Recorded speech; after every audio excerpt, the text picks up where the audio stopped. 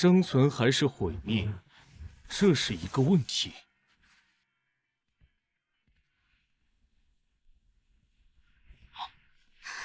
林玉学长，我喜欢你。不好意思，现在是我的排练时间，我的私人时间也都用来学习和练习演技了，暂时也没有谈恋爱的打算，抱歉。学长，你不要误会，我并不是要和你交往，我对你的喜欢只是粉丝对偶像的喜欢，我可是你的狂热粉丝哦。粉丝吗？如果是要送礼、合照和签名的话，明天演出结束会有互动环节的。不，学长，我想你误会了，我并不是那种会满足于合照签名的粉丝哦。那你想要什么？我想要你的命呀！真强！沙漠之鹰，你要做什么？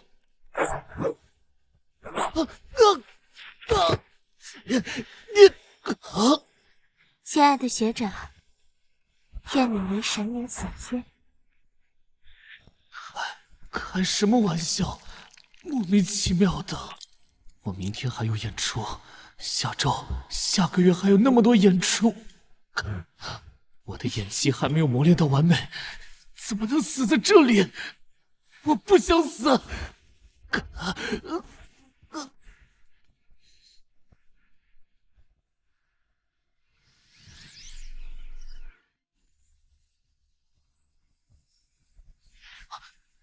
这是什么地方？地府，冥界。嘿嘿嘿，你是？欢迎来到死亡游戏的等候室，幸运的死者。死亡游戏，我真的已经死掉了吗？嘿嘿嘿，我感受到了你对生的强烈渴望，让我来告诉我你的选择。是心甘情愿的彻底死去，还是加入这场游戏，去获得生的机会？难道我还有得选吗？我参加。明智的选择。欢迎加入死亡游戏，玩家林玉，祝你游戏愉快。正在为您抽取初始职业，恭喜您获得唯一职业欺诈师。职业能力：发动能力后，你对他人进行欺诈，若被人相信，会在一定程度上成真，其成真的程度取决于他人对你的相信程度。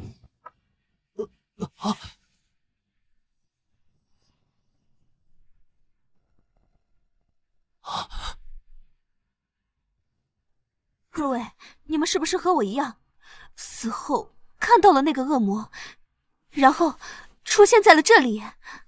我觉得目前的情况就像小说里一样，一群人因为意外死亡，被某个神选去玩一些残酷的游戏，然后在游戏中想尽办法存活下去。明明就是个恶魔，什么狗屁的神明！老子死的就够不明不白了，死后还要来参加这什么破游戏？我觉得这也不是坏事，至少我们现在还有个游戏可以玩，而不是已经真正的死去了。好了，大家安静一下。不管那个谁想怎么样，我们现在都是一根绳上的蚂蚱。哼，一根绳上吗？那可不一定。嘿嘿嘿，好热闹，各位幸运的死者们，晚上好呀！7个人里混入了2个外来者，找到他们，驱逐他们。大家都冷静，这应该是恶魔给我们的游戏提示。陈兄弟，看过类似的小说，有什么头绪吗？驱逐2个外来者，这听着就像找卧底，可这规则也太没头没尾了。桌子上的这些信封里，我想应该有这个游戏的线索提示。我觉得我们应该一起看看写了什么。哎呦，确实，差点把这信封忘了。你好，我的人类同胞，信中的卡片有你们的身份，请一定要注意红色的箱子，这些箱子属于狼人，要小心打开它的人，还有务必完成日程表上的事情。另外，每晚7点必须开会，会议室内绝对安全。我的人类同胞，顺利的活下去吧。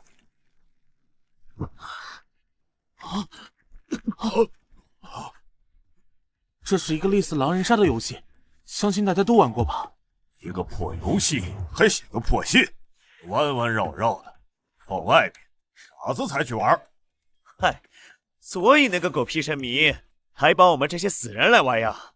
这家伙有些可疑。现在这游戏我们是不得不玩了，还是先商量下策略吧。刚才信的内容提到箱子，是不是只要看谁打开红色的箱子，不就知道谁是狼人了吗？狼人会蠢到当着大伙的面打开箱子吗？好了，不可能这么快就能揪出狼人的，只有随着游戏进行下去，才能慢慢辨认出狼人身份的。但是那样很可能会死人的。所以这个游戏才会叫死亡游戏，除了性命，我们也一无所有。我都已经这么暗示了，现在应该有人想起他们的职业了。等一下，其实情况没有那么糟糕，我们除了性命还有职业啊。我们获得的这些职业肯定是对游戏有帮助的。是的，我们可以先轮流介绍一下自己的职业和能力，然后根据大家的能力，或许可以制定出更合理的游戏策略。这样吧，我先来。我叫鱼龙骨，职业是士兵，能力身体素质5倍。必要说名字吗？有必要，因为狼人会撒谎。介绍基本信息，有助于大家判断真假。行，我叫包六，职业是地痞，能力是可以无视一次规则。别随便惹我，我可以无视规则。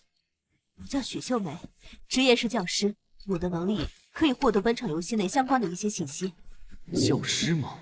果然，每个人职业都与现实里曾经的职业有关联性。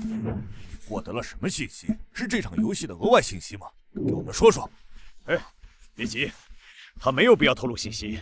现在谁也不知道狼人是谁，贸然暴露信息，可能对人类不利。他就是狼了。你这么急着要信息，我倒怀疑你是狼了。妈，别血口喷人，污蔑老子是吧？别吵了，所有人欣赏完再商议。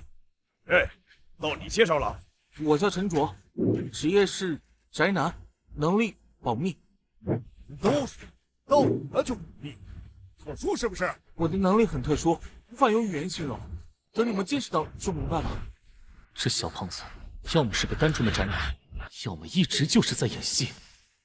我叫姚正业，职业是窃贼，能力不想说。操，又一个不想说的。我叫夏月，职业是兽医，能力是治疗小动物。帅哥，现在就剩下你了，你的职业是什么？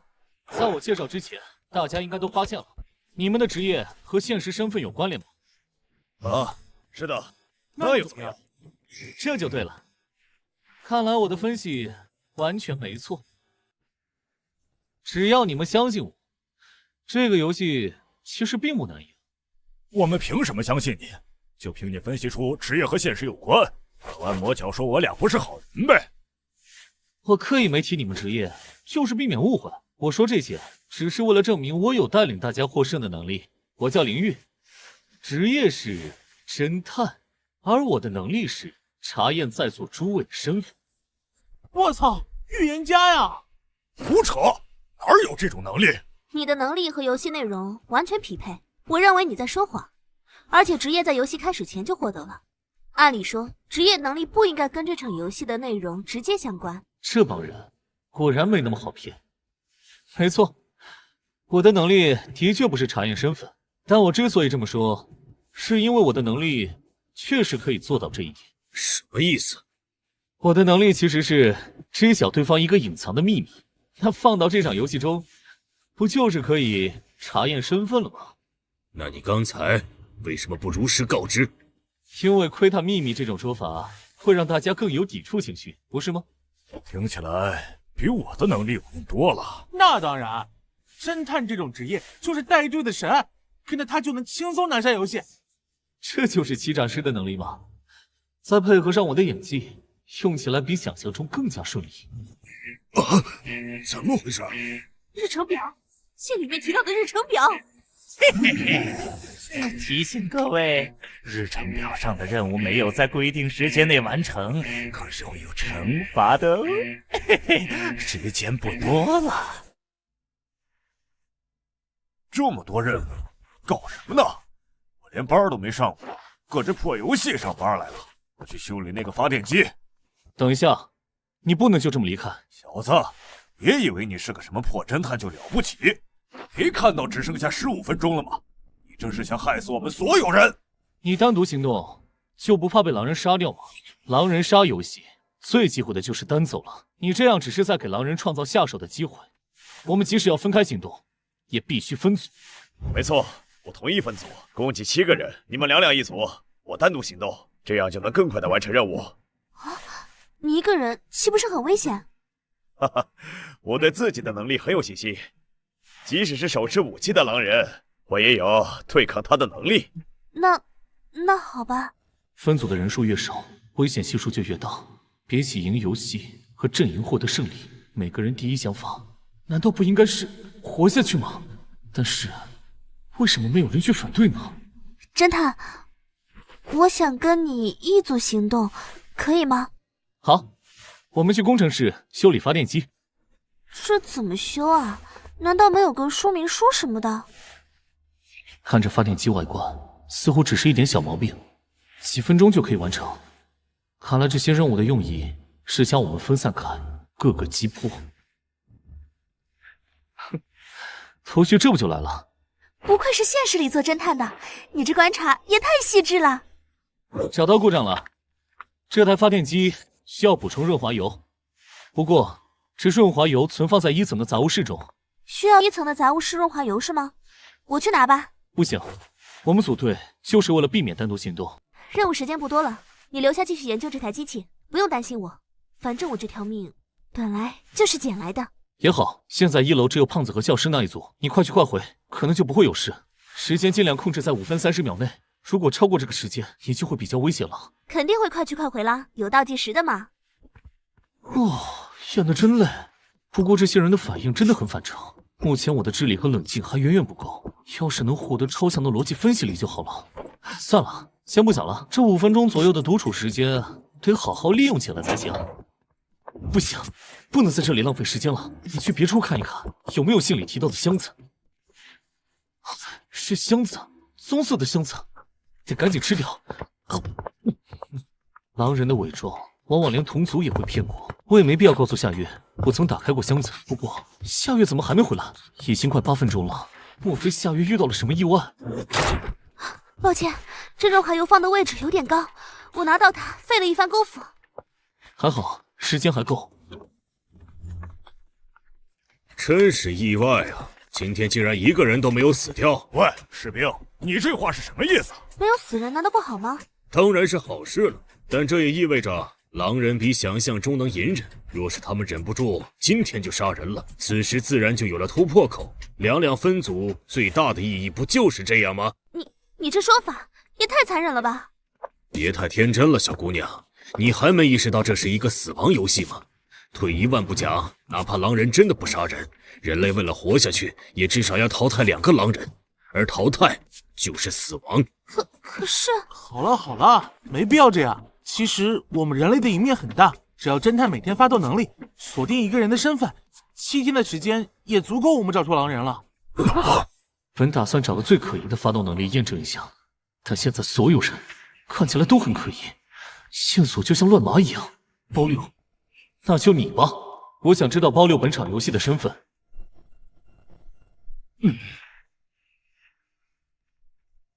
喂，侦探，查验了谁？快点把查验信息说出来呀！我刚才已经用能力验证了1个人的身份，不过抱歉各位，我现在不能说明我的查验结果。不是哥们儿，你查了就说呀，不能说是个什么意思？怎么还神神秘秘的，当谜语人是吧？侦探，你这是什么意思？无论你查到狼人还是人类，爆出来都是最佳选择吧？你们觉得公开是有利的吗？仔细想想吧，蠢货们，如果我查到那个人的身份是人类呢？的确，如果查到的人是人类，那爆出来可能并没有太大的效果。都已经排除掉1个选择了，怎么会没用呢？但是这个和普通的狼人杀游戏有个很大的不同，你可能没注意到，那就是狼人不知道自己队友是谁。那又咋了？第1天狼人没有杀人，有没有一定的原因，也是因为怕叨到自己的队友呢？哦，原来如此，不公开出来是不给狼人准确的击杀目标。倒也不算蠢到无药可救。那我们今天怎么办？我的提议是不提名任何人，白天是平安日，晚上也是平安夜。等我明天的查验结果再做决定，如何？如果你明天查到的人身份还是人类怎么办？查到人类，我也会一并公布的。除去我，剩下5个人类里出2个狼人，总归是好盘的。更何况，如果你们相信我的查验结果，等于默认我是好人喽。2/5的概率，虽然不低，但还是查到人类的可能性更大。说不定明天一查就是个狼人呢。今天理论上能查到狼人的概率是1/3，我还是一下子就把包六揪了出来。等一下，包六是和姚振业组队的，他们很可能是双狼。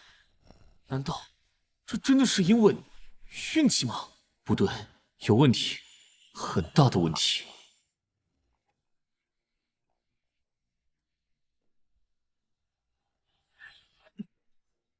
我要探查鱼龙谷的隐藏身份。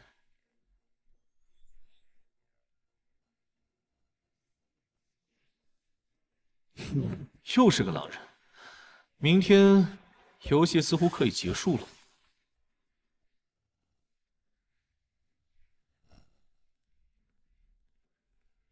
夏月，怎么了，侦探哥？我昨天其实查验到了狼人。什么？那你昨晚开会的时候为什么不说？我们当时就可以投票把狼人驱逐出去啊！夏月，是我查到的对象是你。侦探哥，你搞错了吧？没有搞错。真是遗憾啊，我其实对你挺有好感的，而且我还没做好杀人的准备。我真好奇，你是什么时候开始怀疑我的？又是为什么怀疑我呢？可能是因为你的演技太烂了吧，兽医们。你是真的想再死一次吗？差点被提示误导了，狼人的数量压根不是2人，而是5人，而我和另一个人类才是这座古堡的外来者。嘿嘿嘿，游戏这么快就有进展了吗？杀了他！快杀了这个狡猾的侦探！杀了他，你就能重获新生了。我劝你最好别动手。怎么怕？既然怕，为什么还笑呢？是在掩饰自己的紧张吗？人类，我早上又发动了能力，已经追缴了你另一个狼队友的身份。即使你杀死我，我也知道了真相。某种意义上是我赢了。是这样的吗，侦探哥？那你能告诉我的另一个队友是谁吗？很简单，你的队友虽然伪装得很好，但是他……好你个侦探哥，你可真够怂的！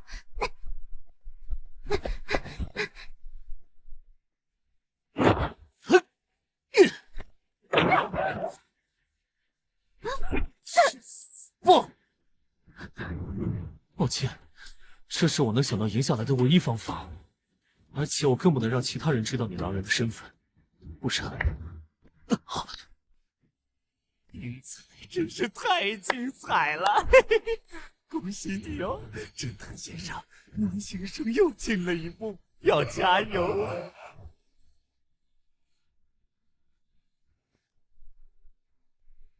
看来我的队友只能是陈卓和许秀美中的其中一个了。喂，林宇，你怎么一个人？夏月呢？我不知道，我和他走散了，我也正找他呢。你们要是看到他，记得让他来1楼找我。走散了？怎么会？我哪知道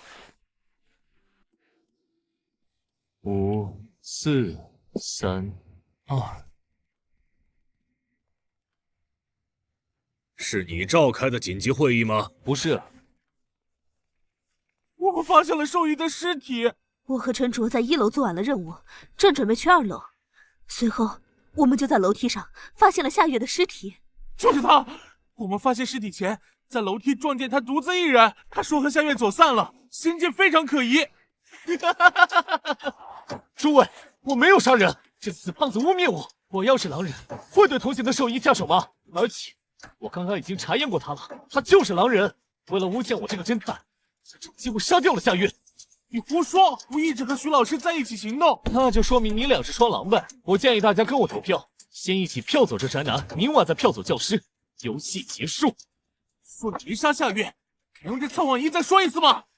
这开始人类阵营中关键的2个道具中的其中一个，是徐老师用职业能力找到的。人类阵营道具，居然有这东西！为什么许秀美不用，却给了你？哼，看来这小胖子是对应了。行啊，测谎就测谎，我还怕你不成？你现在就把它打开。行啊，看你等下还怎么嘴硬！少废话，直接开始吧。夏月的死和我完全没有关系。好啊，你在撒谎！红灯说不定代表着我说的是真话呢。再说了，就算刚才我说的是假话，那又怎样？我承认他的死确实和我有关。如果不是我和他走散，他又怎么会落入你的手中，最终被你伤害？哼，都是狡辩！我现在申请投票。嘿嘿嘿，哎呀呀，来的正是时候呢！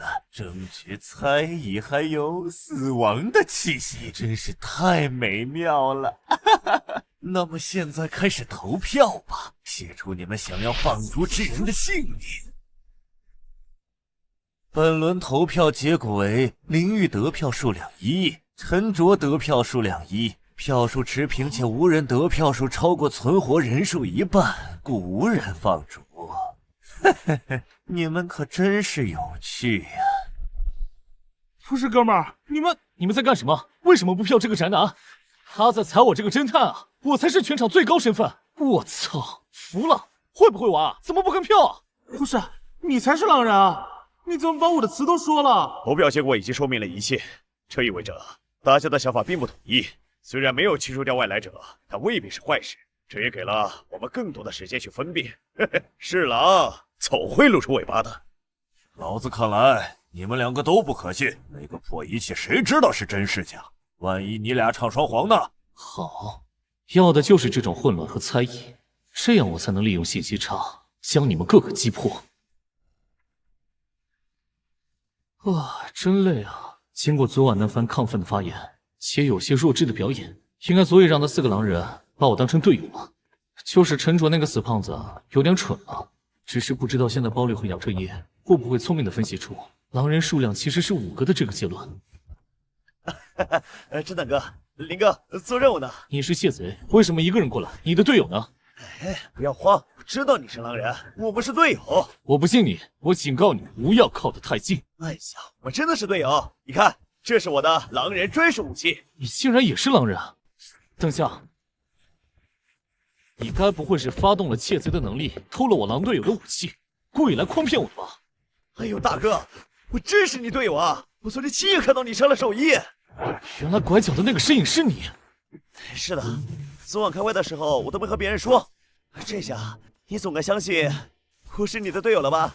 这么说，你真是我的队友？那太好了，我们2个人可以一起行动，先去把士兵干掉。毕竟鱼龙国的威胁对我们太大。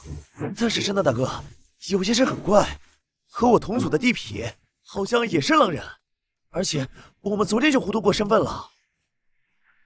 你真的这么确定吗？侦探哥，你之前猜的没错，我作为窃贼的能力，确实是偷别人身上的东西，每天1次，随机拿走1件。昨天做完任务后，地痞鬼鬼祟祟的说要去厕所，可我偷瞄了一眼，他根本没往那走。我心里起疑，就对他用了技能，结果竟从他身上摸出一把刻着狼头的西瓜刀，这绝对是狼人的武器。我当时就跟他摊牌了，说了我的身份，把刀也还了他。他开始还不信，后来我们找到了个狼人箱子，我当面打开之后，他才彻底信了我。哥，你说狼人会不会不止2个呀？你被那地痞给耍了，用狼人箱子和武器检验身份，想法确实不错。可你忘了他有什么能力？是了，他能无视1次规则，他是有能力开的箱子。哎呦，糟了，那我的身份已经暴露了。我刚刚用了今天的侦探能力，地痞的身份是人类。那现在怎么办？他已经知道我是谁了呀。别慌，昨天开会他没点你，说明他暂时还想跟你装下去。就他那自私暴躁的性子，估计也没打算跟别人共享情报，八成是想自己揪出2个狼人，或者亲手干掉。我甚至怀疑他根本不在意同阵营的人死活，说不定还巴不得场面更乱些。就像昨天夏月死了，他说不定还在心里叫好。毕竟第一天他们就吵过。这地痞真不是东西。林哥，我们接下来怎么做？先下手为强，趁他还没防备，你直接去偷袭，做了他。林哥，你说的对，现在只能先下手为强了。可是林哥，地痞毕竟和我同族，杀了他，我嫌疑不就大了？无妨，你去杀他时，我也不会闲着，我会找机会再杀一个，到时候一下子死2个人，场上咱们2个狼人都在。昨天投票你也看到了，只要我们2个把票绑死，就不会被投出去。哪怕我没有找到好的机会，你也尽量藏好尸体，说不定我们有机会直接开双挡，然后开会票走最后一个，这还不直接赢？可以，就这么办。林哥，我就知道你聪明，有你当队友，真是太幸福了。切记，一定要小心，因为这一切都建立在你能成功弄死地皮的基础上。所以，见到他之后别犹豫，直接动手。对方说什么都别犹豫。放心吧，林哥，我肯定把他直接一斧头劈死。这下子，无论姚振业能杀死包六，还是包六反杀姚振业，狼人的数量又减少了一个。那么，接下来该用什么办法重新取得小胖子的信任呢？对了，箱子，去找人类可以打开的箱子。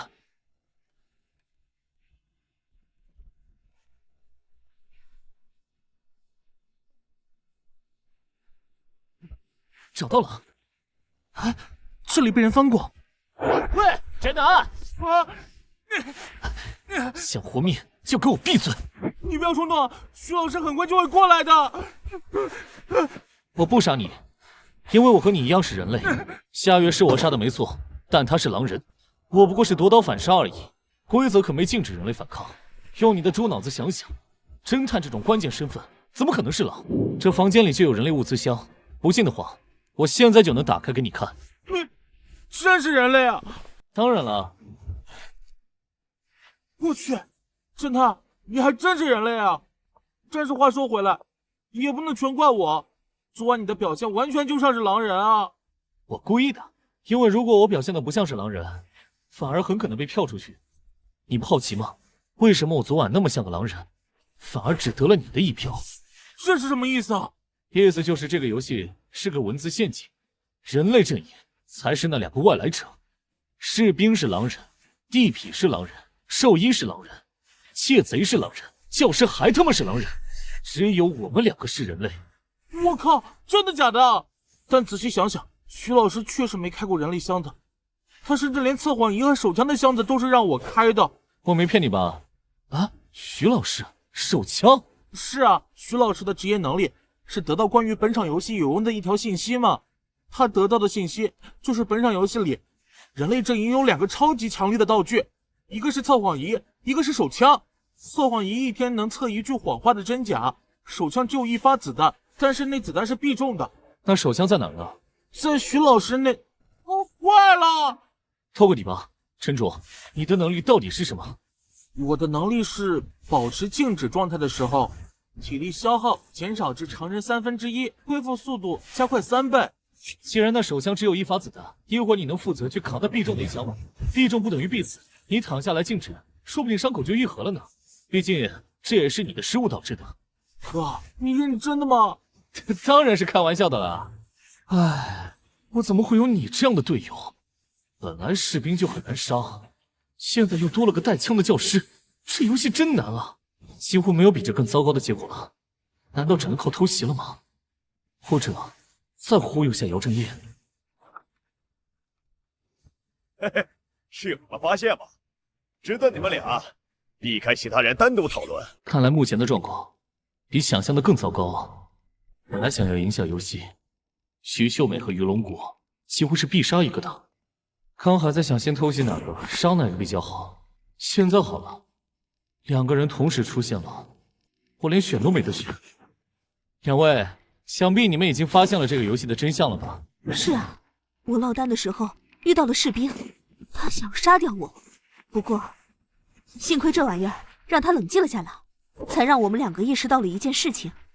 原来狼人的数量不止2个，人类才是外来者。是啊，我也已经意识到了这一点。毕竟昨天只有陈卓把票投给了我，加上我杀死的夏月，现在的人类应该只有这小胖子一个了。啊，你这两个人的表情不对，他们对我的敌意很大，在提防着我。哎，怎么都在这呢？好热闹呀！我老远就听到声音了。哎，都挤在这干什么呢？看来他已经杀掉了保留，现在的意思是想让我和他同时出手，杀掉陈卓和许秀美。冷静，窃贼。虽然不知道你想干什么，但是冷静点。我没想干嘛。我和你是队友，我们都是狼人。什么意思？你也是狼人？是的，这场游戏的外来者指的是人类，狼人才是数量有5个的那一方。我和鱼龙国都是狼人，当然信不信由你。反正接下来你不要添乱就是了。你把地痞杀了？哎呀，5个狼人嘛，算了，杀就杀了。那么现在看来，那人类应该只剩下这个宅男了，杀了他就结束了呀。操了！原来你们都是狼人，这游戏还怎么玩啊？不玩了，你们爱杀就杀吧！操了！没想到你个小胖子倒是挺硬气啊，不过没有用啊。个狼人，哼，你错了，宅男，你身后的侦探就是你的队友，他根本就不是狼人。你什么意思？凭什么说我不是狼人？我看你才不像是狼人，我有狼人武器的，你呢？你不用想着反踩我，我也有狼人武器。那你我都有狼人武器，凭什么你就觉得我是人类而非狼人？想必地痞被杀，就是你忽悠姚正业去干的吧？不是忽悠，而是我和侦探2人商议后，我才去杀地痞的。你分明昨天就知道了狼人的数量更多，为什么还要去杀了地痞？我……哎呀，行了，你也不用狡辩什么你也刚反应过来之类的话。虽然你昨天在会议上表现得很像狼人，但是我很清楚你的用意。侦探，你是个聪明人，别说蠢话。你要是不说清楚，那只能送你去见地痞了。窃贼告诉我，他和地痞互相认狼，是因为地痞有狼人武器。但是我瞬间想到了地痞无视规则的能力，所以，我怀疑狼人武器可能是他用能力拿出来钓鱼的。唉，当时教师和宅男、地痞和窃贼这2组看起来绑得很死，我以为这2组是双狼互认，所以最初在我眼里，士兵和兽医反而更像人类。但杀了兽医后，我验出士兵你是狼人。这才意识到，其中一组里其实有人类在装狼。谁能想到这宅男太蠢，被教师忽悠的团团转，导致了我信息误判。真是对不起你了，窃贼兄弟，我太自负了，所以没跟你说真相。我靠！要不是亲眼看你打开了人类的箱子，我还真信你就是个狼人了。他娘的，侦探哥，你真是耍得老子好苦啊！啊，你说的倒是很有道理。哼，侦探，你这家伙确实很危险，你的话也太有欺骗性了。要不是我有决定性的证据，还真要被你骗过去了。你有什么决定性证据？你那把匕首其实是兽医的，我在第1天完成任务后，看见他独自进入杂物室，等他离开后，我在里面发现了一个已被打开的狼人武器箱。怪不得那天他去拿个润滑油用了那么长时间，原来是开箱子去了。别挣扎了，侦探，这个游戏人类本来就几乎不可能胜利，你能杀死兽医，设计害死地痞，已经很出乎我的意料了。但有没有可能我确实是个狼人呢？听玉，狼人有5个，就算你是狼人也无所谓，死掉1、2个对游戏也不影响。今天无论如何，我都会杀了你。看来玉龙国是不会放过我了，没想到运气这么差，功亏一篑在一个巧合上。打肯定是打不过的，不行，必须冷静下来。哼，还有什么遗言吗，侦探？我被分到人类阵营，说不定是因为设计这个游戏的高位存在，认为我比他们加起来都要强大和聪明。而在这种情况下，我的职业是唯一职业欺诈师，除了欺诈没有任何战斗力。如果能时光倒流就好了。等等，时光倒流，欺诈师，欺诈师，表演。老师曾说过，最原始的表演本质就是为了欺骗神明和世界。那么我的表演从此刻开始。唉，没想到这次又输给你了。你说又是什么意思？我们见过吗？当然见过，你猜猜看，我们在什么时候见过？别听他胡说八道，他只是在故弄玄虚。你到底想说什么？喂，宅男，你很喜欢《喜羊羊与灰太狼》这部动画是吧？你怎么知道？徐老师，你带的毕业班成绩不错，但总有几个学生让你放心不下吧？还有，你自己的孩子学业也让你很头疼，对吗？你怎么知道？至于你这个小偷，我倒是不讨厌。你自称窃贼，但我知道你过得不容易，偷的也不多。你父母对你确实太差了，如果能活着出去，你是真心想重新做人，对吧？侦探，你为什么知道这些呀？都是废话。从你们的职业就能简单的推理出范围性的经历。欺诈师的精髓不在于编织完美的谎言，而是因势利导，利用已知的信息让你们自己说服自己。那么接下来轮到了你，鱼龙国。查探鱼龙国内心最深处的见不得人的秘密。其实我挺不喜欢你的，不过你是真惨，你很放心不下你妹妹吧？尿毒症，即使她患了肾，也离不开你的照顾。你他妈的，到底怎么知道这些的？如你们所想的那样，这并不是我第一次进行这个游戏了。虽然你们无法保留记忆，但是这个游戏在我这里却已经进行了10余次。什么？怎么可能？怎么可能？在胡说八道什么？所以我才了解你们，知晓你们每个人为何想活下去的理由。虽然不知道你说这些干什么，但这是你用侦探能力得出来的吧？不信吗？测谎仪啊，前几次真是帮了大忙。听好了，我觉醒的并非是侦探，而是唯一职业。我是唯一职业，职业名称玩家，能力是回档。回档是回到过去重新再来一次吗？不错。这不可能！只要你没有胜利，你岂不是可以一直回档？我不信，至少他不可能随意回档。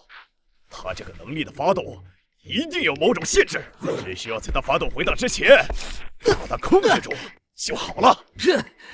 你的力道还是这么大呀？为什么你还不回档？你回档的条件是什么？现在说出来，我还可以给你个痛快的。你为什么还不杀了我？有武器不用，是因为你很热衷于把人砸死吗？你们知道吗？这位正直的士兵大哥其实是个杀人犯，疼死我了！够了！在我头上啊，就像你当初砸在你班长头上时一样，就杀了你！哎呀，阿国，班长在看着你呢，公司的钱给你妹治病，你认为有你这样的哥哥，肯定骄傲死了对吧？这士兵，他的回答条件可能是被射死，他不许亲我妹，你别侮辱他！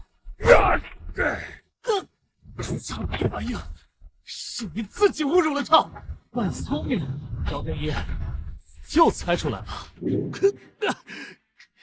下次希望你们能投票把我投出去，不然一次又一次的轮回，太痛苦了。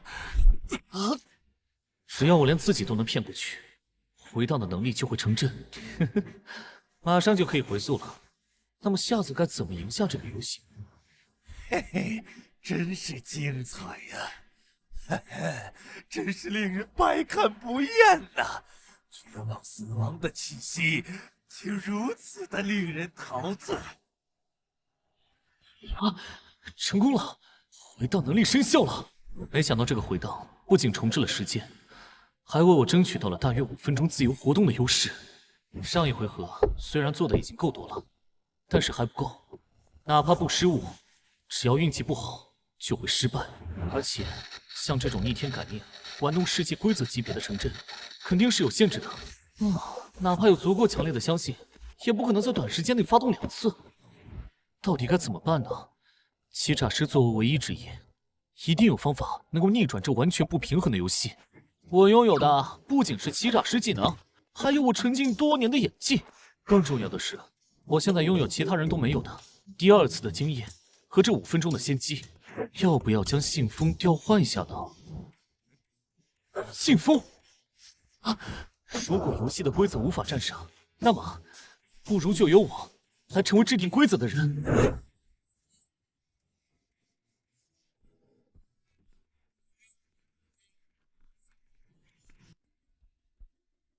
6、5、4、3。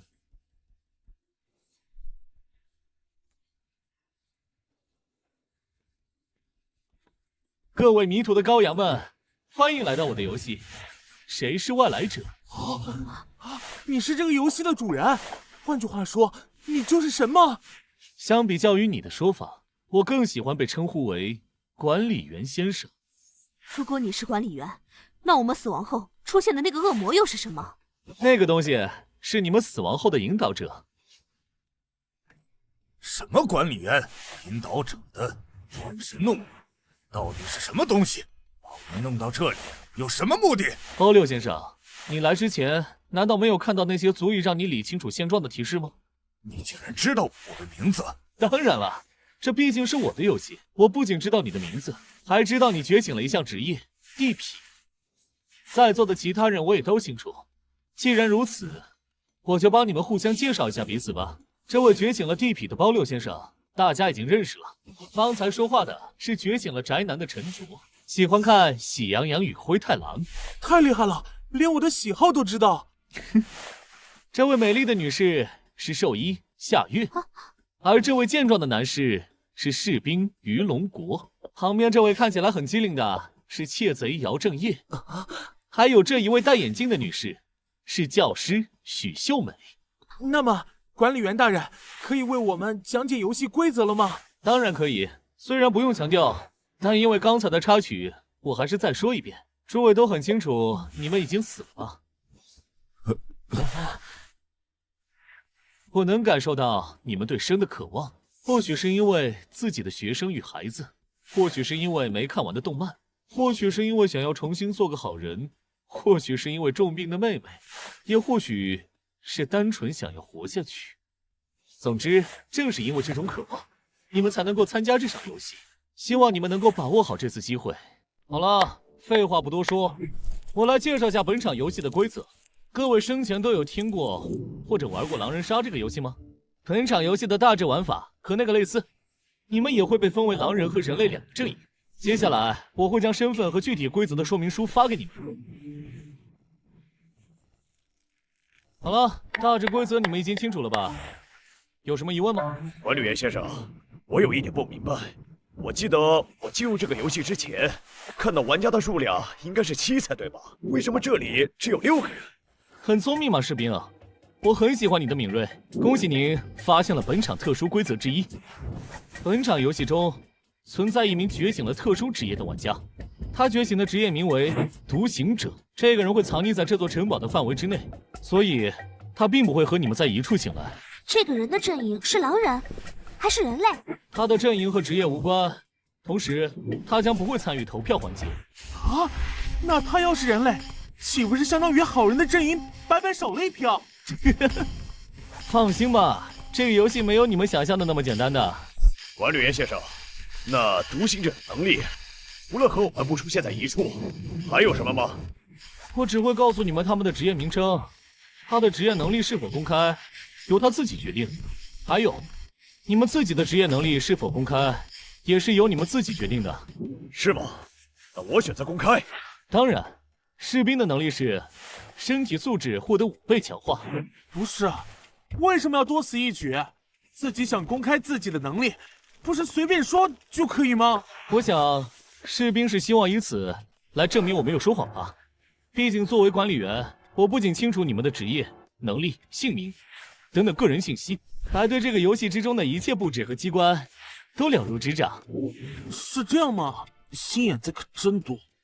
不过，我给自己的管理员特权，也仅仅是了解这个游戏内的构造罢了。为了保证这个游戏的公平性，我是不会直接出手干预游戏进程的。我甚至都不清楚你们每个人的阵营身份具体是什么。成了，他们都相信了。从此刻起，我即是规则，管理员的身份此刻成真。那么便速战速决吧，结束这个游戏。不过各位，我虽不会直接干涉游戏进程，但依然会与诸位一同在这座古堡中活动。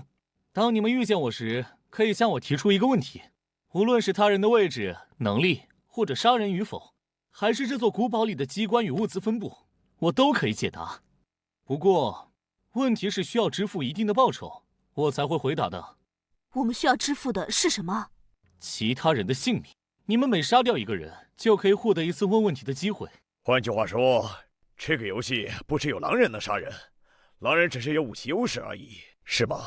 是的，你们这一批玩家比我想象的有趣太多了，所以我决定再给你一个提示，并非关于这场游戏，而是整个死亡游戏的提示。什么提示啊？游戏通关的条件固然是阵营胜利，但所有活下来的玩家将会平分任务奖励。任务奖励是什么？是时间，美丽的小姐，或者换种更容易让你们明白的说法。什么意思啊？通关奖励就是你们的寿命。这场游戏过后，你们会复活，但是想要一直活下去，就要不断的参加游戏。你在这场游戏获得的寿命，将会决定你下次玩这个游戏是什么时候。而本场新手游戏的通关奖励寿命是7年。七年复活，还能活下去？7年吗？一定要抓住这次的机会。7年，妈的，这买卖好像不亏。寿命复活，原来如此。那么，为了妹妹，这场游戏我必须赢。哎呀，时间差不多了哦，我建议你们马上开始行动。不要忘记，你们的敌人可不只是身边的人哦。这座古堡本身也是会吃人的。看来除了城主，他们都应该去找狼人武器箱子了。那么，我也该去找最趁手的那件武器了。没想到管理员的权限比想象中还要强大，这地图竟然还能实时更新所有人的位置。现在1楼的那间杂货间恰好没人，手枪，这次可不能错过了。哇，太好了！有了这把手枪，即使再次面对鱼龙国，也有自保的能力了。果然，没有了偷袭的先手优势，窃贼是无法战胜地痞的。那么就去看看这个被窃贼杀死的地痞吧。哼，小偷就是小偷，还妄想偷袭我！厉害啊！没想到窃贼竟然第一个死了。哟，这不是管理员大人吗？有失远迎啊！你还真是给了我一个惊喜啊！哎呀，那有没有什么手杀奖励之类的？理论上没有，但是你这么问了，送你个免费的消息吧。在你身后的厕所里，洗手台下方有个狼人武器箱子，希望你能用得上。哎呀，你不是不知道我们的阵营身份？我是不知道，但是我可以猜测嘛。动手这么快，而且看样子是你主动攻击的姚正业，说明你肯定来自一个本来就需要杀人的阵营。在你看来，反正迟早都是要动手的，不是吗？有点鸡肋，不过聊胜于无喽。哎，我说，管理员大人，我是不是还有一次提问的机会呀？当然，你现在要向我提问吗？好，我的问题是，离我最近的另一名玩家在哪儿？目前这个时间点的话，在2楼的旋转楼梯上有兽医在那里，不过他一直在移动中哦。兽医吗？明白了。你是想把所有人都杀光吗？那可真是太感谢你了，能给我省去不少麻烦。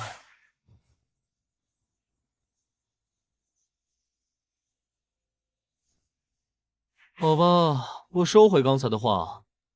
不过这样也可以，毕竟又少了一个狼人。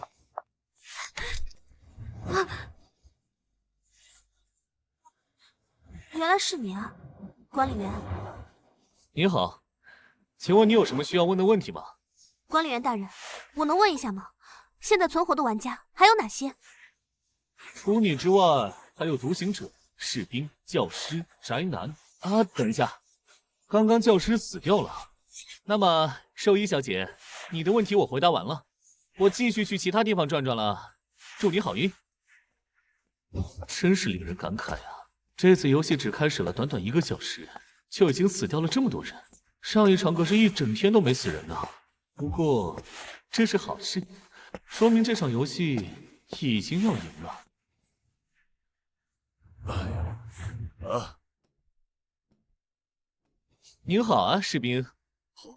是你啊，管理员，有什么事情吗？当然是看到你已经动手成功了，所以来问一下，你现在有没有问题要问？想不到管理员同志这么热心呢。至于问题嘛，士兵，先别着急问他。你是那个兽医，你想干什么？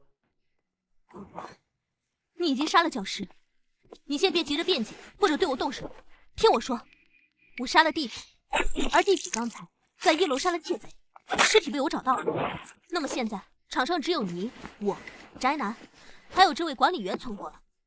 你的意思是，管理员也是玩家之一，而独行者并不存在？指控游戏管理员吗？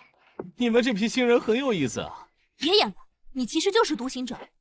这个游戏恐怕根本没有管理员。你是如何得出这个结论的？因为死人的速度实在是太快了，让这个游戏之前记载在信件上的那些堪称繁琐的规则都变得没有意义了。阵营划分、会议投票，甚至任务都没有什么做的意义了。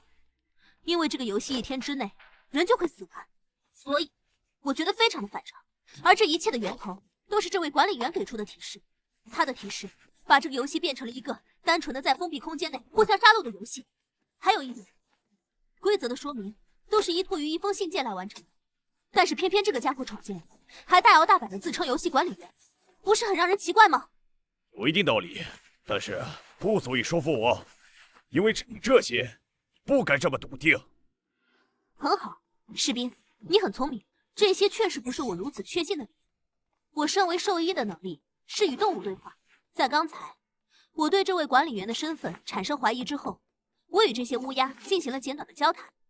我问了2个问题，其一是他们有没有看到这座庄园内除了我们6个和管理员之外的第8个人，答案是没有。其二，我问了游戏开始后管理员的行动，他最开始直奔了1楼的一间杂物间，打开了个物资箱子。若他是管理员，他为什么要开物资箱子呢？如此一来，确实很让怀疑你这个管理员了。只是我很好奇，你为什么会那么了解我们？了解我们的个人信息，很可能是他的职业能力，亦或是这家伙并非是新人玩家，所以有些什么独门方法吧。我们一起来试着挑战下这个管理员吧，毕竟他的目的好像是我们所有人最好都在第1天死完呢。真是精彩的推理啊，夏月，你真是超乎我的想象。没想到上一场第1个死的你，竟然这么聪明和果决，能从如此有限的信息推理出我才是第7个玩家。谢谢夸奖，管理员哥，我也只是太想活下去了而已。是吗？仅仅做到这一步，其实还远远不够。因为推理虽然精彩，但这场游戏的底子终归还是暴力。那么，美丽的兽医，现在将军。为什么刚才做出推理和判断的是我，你却先开枪打死了士兵呢？哦，这个嘛，因为我感觉他可能被你说服了，而且你们2个之间，他的威胁更大。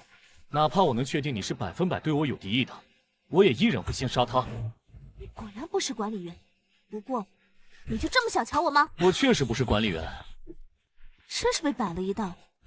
不过你为什么还不杀了我？该不会是你这把枪只有1发子弹吧？终于把话题引导到这方面了呀！我正愁着怎么动用欺诈师的能力，让枪里还有第2发子弹的事情成真呢。左轮手枪的子弹数量有限，这个不是理所当然的吗？你要不要赌一下，赌我的枪里没有子弹？老实说，因为你迟迟不开枪，所以我反而有点怀疑了，你是不是真的只有1发子弹？因为你完全没有任何理由让我活到现在。你刚才随手一枪就杀了鱼龙国，证明你枪法不错，根本不需要一直慎重的瞄准我，哪怕是基于好奇心。如何？我都已经看透了你的伪装，而且我也把理由全部陈述给了你，所以我现在怀疑你的枪里只有1发子弹。你的推理果然很精彩，夏月，你确实太出乎我的意料了。但是很可惜，你的推理只对了1半。这把枪的子弹确实不多，但是数量不是1发，而是2发。我只是在纠结这1发子弹究竟是留给你，还是宅男罢了。哼，你信你自己说的话吗？你的手枪应该是某种道具，这种道具里的子弹数量要么是满弹，要么是1发。2发这种数量实在是太奇怪了。不管怎么样，都要搏一搏。也许枪里真的没有子弹呢。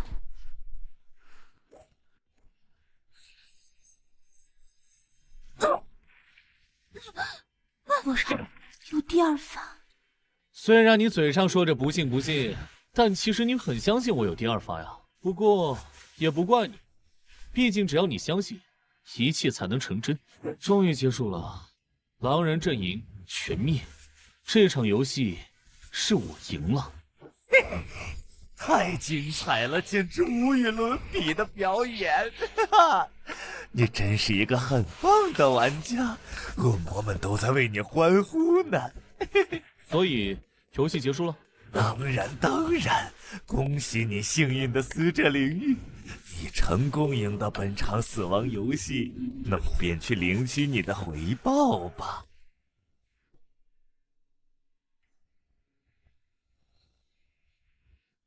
恭喜您通过了谁是外来者的游戏胜利，正在为您结算本次游戏奖励。您已获得基础奖励7天生存时间。鉴于本场游戏的表现，已获得评价掌控全局，获得一项额外奖励。您可以选择本场游戏中的一个非专属道具作为您的奖励。哎呀，我操！怎么是7天啊？管理员大哥，说好的7年呢？欺诈师的能力在结算空间里竟然还有效果，那便试试看能不能成真。薅一下双倍的奖励。哎呀，我之前只是为了不让你们太绝望，所以撒了个善意的谎言。7天的时间只够我看一季《喜羊羊与灰太狼》啊！这能不能再宽限一下呀？抱歉，陈卓，虽然我是管理员，但我也只是个有特殊身份的玩家罢了，没有那么高的权限。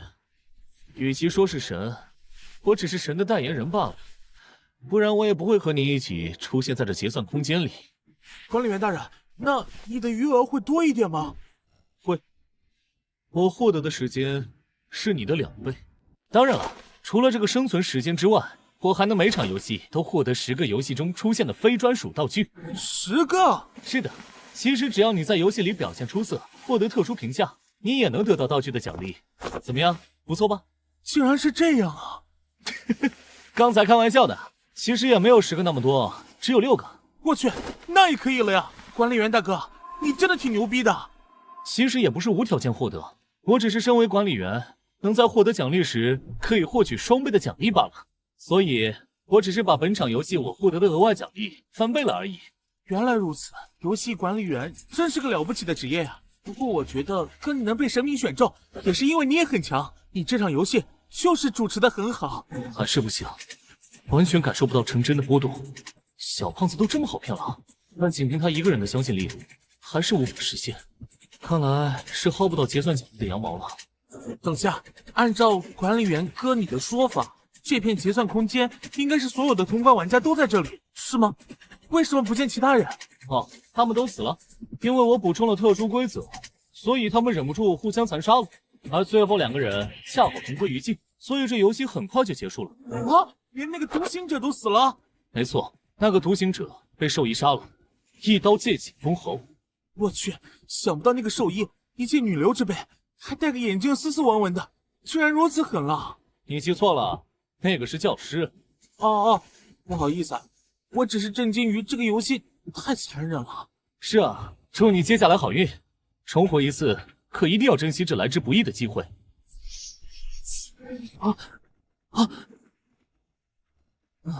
只有7天了，这点时间也不知道能不能查出那个杀我的神经病。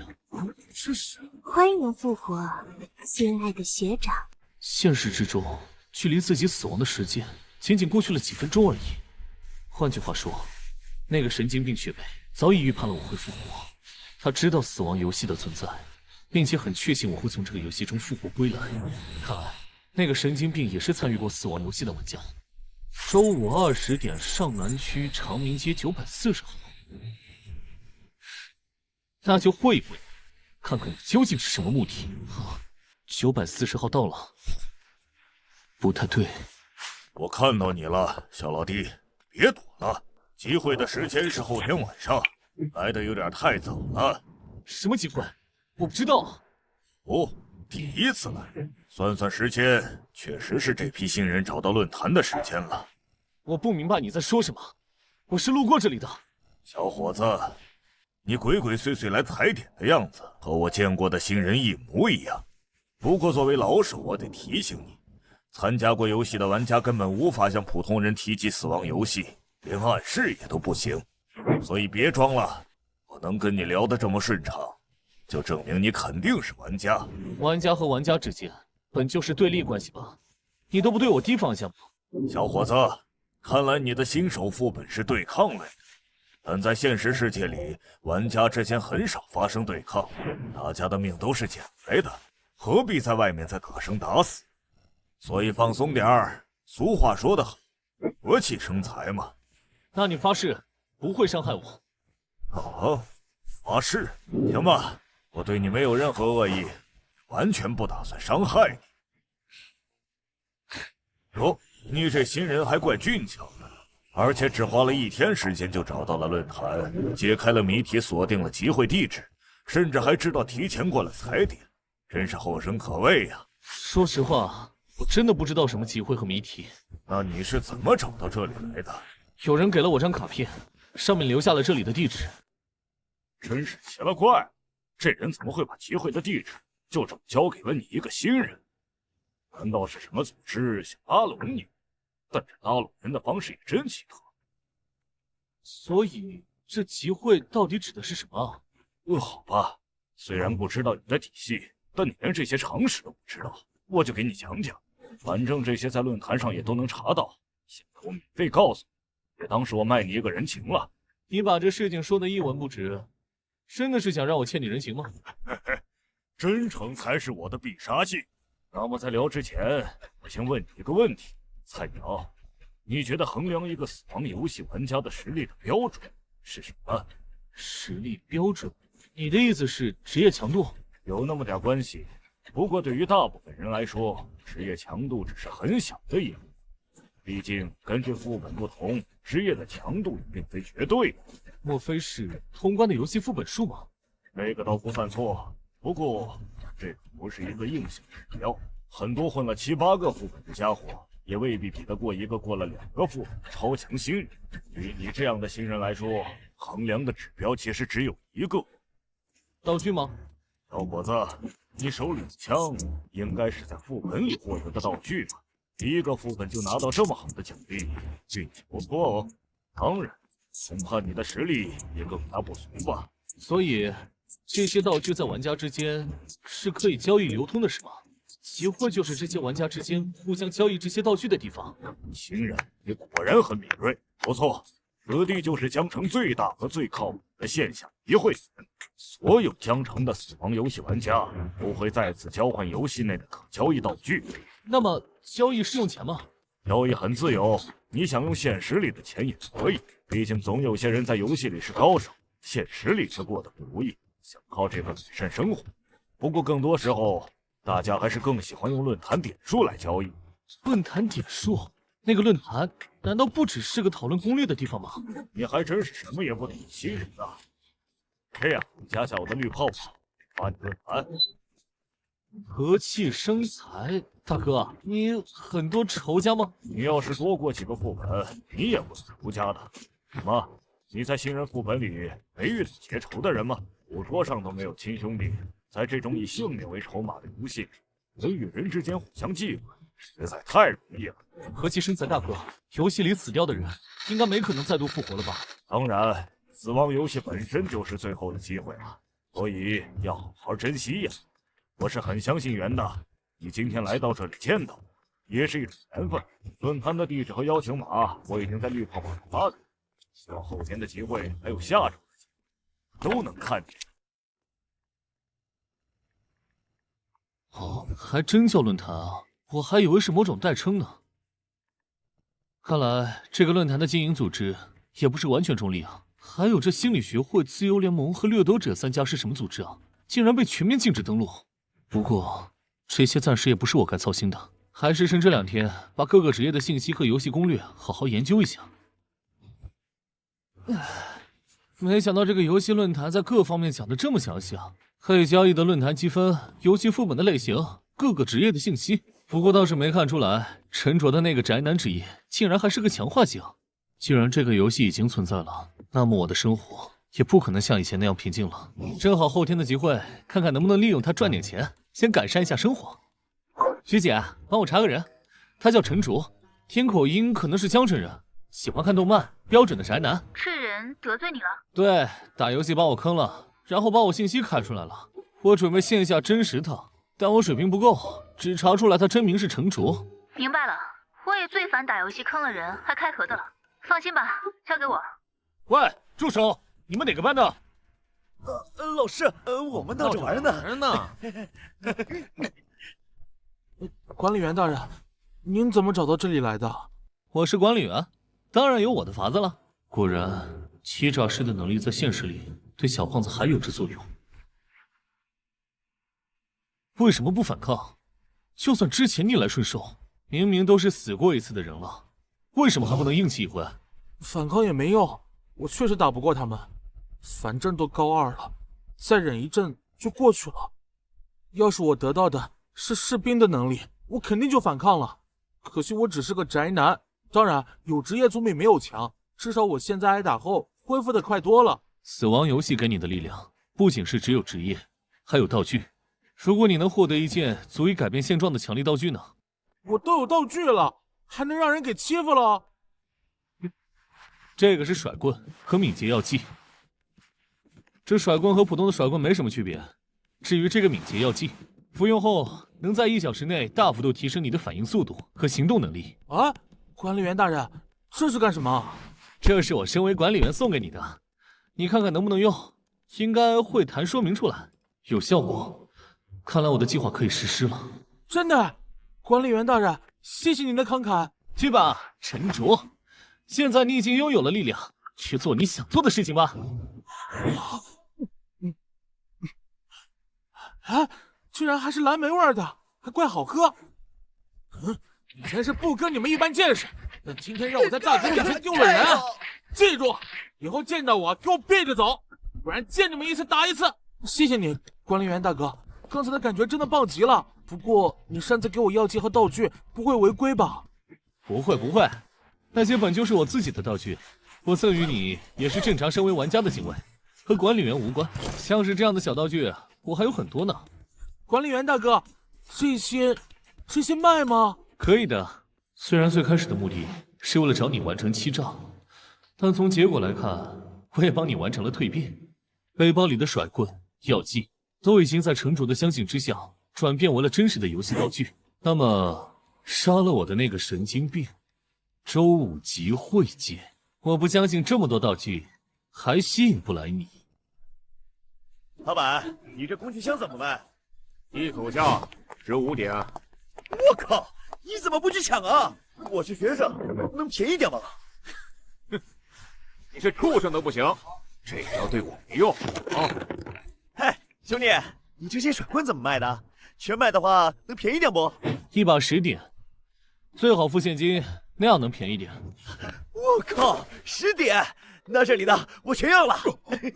别卖给他，兄弟，我一把出13点，付现金，不用你给我便宜。那边有人在卖武器型的道具，好像是甩棍，一把只要10点，还能付现。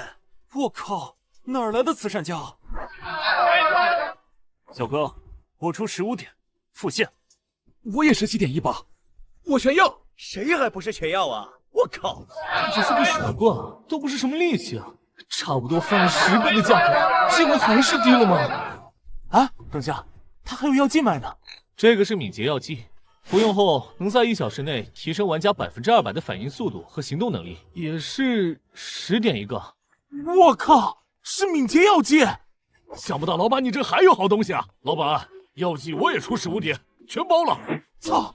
别他妈动不动全包的，这么自私啊！果然，前天见到的和气生财大叔就是论坛上提及的大亨，而且他在这些玩家之中似乎颇有威望。挺热闹，看来有朋友拿了好东西来呀。您来了，亨哥。这就是让你们引起骚动的好东西啊，不就是普通的甩棍吗？这药剂倒是有点意思。大亨，东西确实是普通东西，但是它卖的比正常价格便宜太多了，而且数量还这么多。哦，这些东西你都卖多少？我最初设想的定价都是10点，用现金和买多了还能便宜点。确实太低了，为什么一次性卖这么低？能拿到这么多道具也不容易吧？看这样式还都差不多，估计是一个副本出产的。是你们很多个人收集到的拿出来卖吗？还是你背后干脆有个组织？我新人，虽然不知道你怎么一次性搞到这么多道具，但你最好说你背后有组织。我的确是来自某个组织，名字不太方便透露。因为组织的老大急着用钱，所以我们把以前攒着的道具拿出来卖一下，这也是我更需要现金支付的原因。既然如此，那不如全卖给我吧。我按照25点一把水棍，20点一瓶药剂的价格收你的，可能还是略低于市场价，但是我可以全用现金结清，你也不算吃亏。大家也放心，我会在今夜0点过后把这些道具挂在论坛的板块上出售，我不涨价，你们自己拼手速。每个账号都只限购1份。既然您都这么说，按您说的吧。你觉得这个方案如何？以后你和你的组织有东西想在江城抛售，不妨也多考虑下，和我大亨合作，怎么样？大亨，就按您说的办。又见面了，小兄弟。您果然认出我了。一开始还真没认出你来，但是你小子太愣头青了。这甩棍道具在江城起步价30点，你直接拿这么多出来，还报价10点。没办法，就算看了论坛上面的攻略，也有很多事情不明白。说的也是，你小子货真价实的刚过第一个副本的新手，但你也真牛逼啊！一个副本掏了10来根甩棍，20瓶药。昨天你还有把手枪，咋的？你第一个副本是奖励关吗？运气好罢了。瞧你吓的吧！放心，既然你看过论坛，应该知道了，大亨能承办和负责江城的线下集会。人品肯定是有保证的，就算人品没保证，我也不贪你那3瓜2枣。7万，再给你转款。你这说给就给。7500，新套，拿着。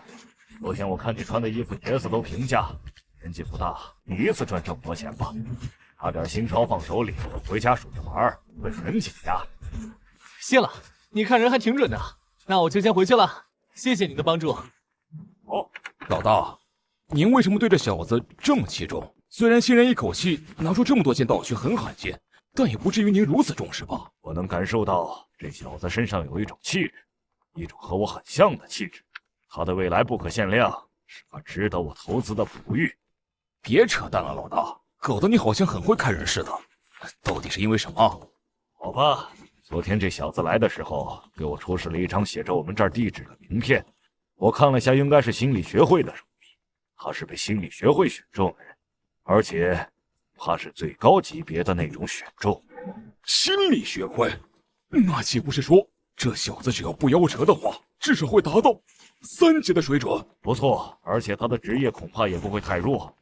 人运气再怎么好，也不可能在一个新手副本里就疯狂的拿到那么多的普通道具。这位大亨对我也有点太好了吧？到底图什么呢？不过，更让我在意的是，今晚在场这么多人里，居然没发现那个杀我的神经病，给我留下名片地址。这个神经病学妹到底想干什么呢？不错嘛，林玉，不愧是被我们选中的人，不仅顺利通过了第一个副本，而且竟然还在第一次拍卖会里就出了这么大的风。你的潜力果然难以估量。你是什么人？我是谁不重要，不过我可以告诉你，我和把你送进死亡游戏给你留下名片的漂亮女孩来自同一个组织，我们都是心理学会的成员。心理学会？这不是昨天在论坛看到被禁止访问论坛的那个组织吗？一看扮相就知道不是什么好东西。你们到底是什么人？为什么之前要杀掉我？杀掉？不，我们的目的才不是让你死，而是让你加入死亡游戏。因为根据组织的评估，你很有潜力。不出我们意料，你果然被选中，而且还顺利通关了。潜力？就我意志评估，随意决定别人的生死？你们可真够疯的！我们组织一直致力于寻找有潜力的人，那些有能力在这个游戏里取得非凡成就，却还没能加入这个游戏，我们绝不容许让他们浪费自己的才能。真是一群神经病，难怪论坛不让你们访问。论坛？不过是庸才抱团取暖的地方。好了，我们时间也不多，为了防止被庸才打扰，我还是先把任务完成一下吧。那么，尊敬的林玉先生，你觉醒了什么职业呢？我凭什么要告诉你？因为这也是下一步的评估，你最好配合我，否则的话，就只能我来逼问你了。是吗？那我倒是很期待你来试试看。你好像不是很怕和我正面战斗，砖头打匕首可不占优势，而且你还不知道我的职业呢。你的职业是什么没关系，因为我觉醒的职业是最适合搏斗的士兵。不可能，你的现实职业经历和士兵几乎毫无关系。我们调查过，你是一名大学生。看起来你没上过大学啊？你不知道大学要军训吗？看好了，白师，哪怕你拿着匕首，也不可能比得过士兵给我带来的加持。看好了。既然相信了，那我可就成为真的士兵了。好了，我的职业你现在知道了。既然你和杀我的人是一伙的，那我找你报仇也是很合理的吧？该报上你的职业，否则就别怪我逼问你。哼，那就告诉你吧。虽然你的职业是士兵，不过组织派我来接触你，自然是因为我的职业也最应付这种情况。在下的职业是忍者，很合理。忍者？既然职业和现实里的经历相关，怎么还会有人觉醒这种职业啊？刚才那货看起来也不像是一个人啊。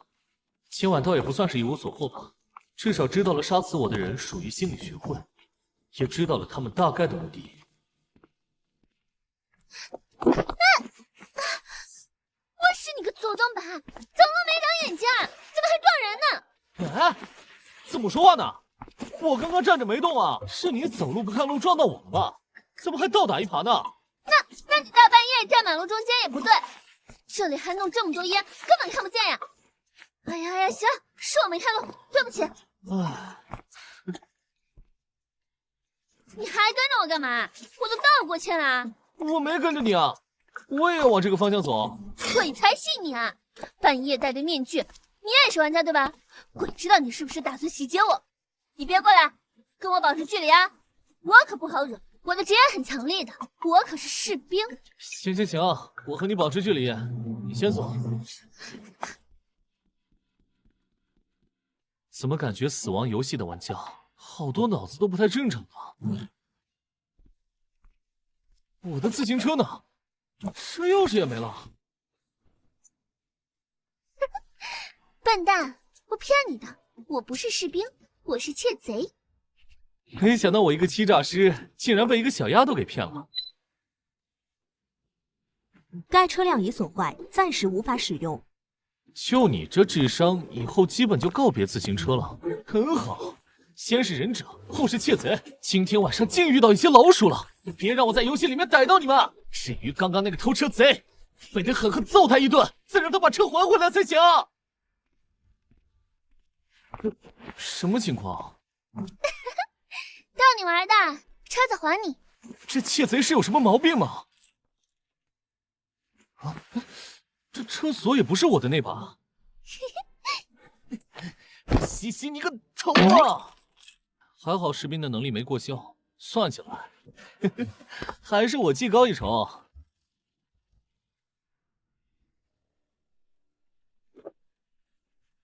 心理学会呢，手段激进，却拥有某种评估潜力的方法。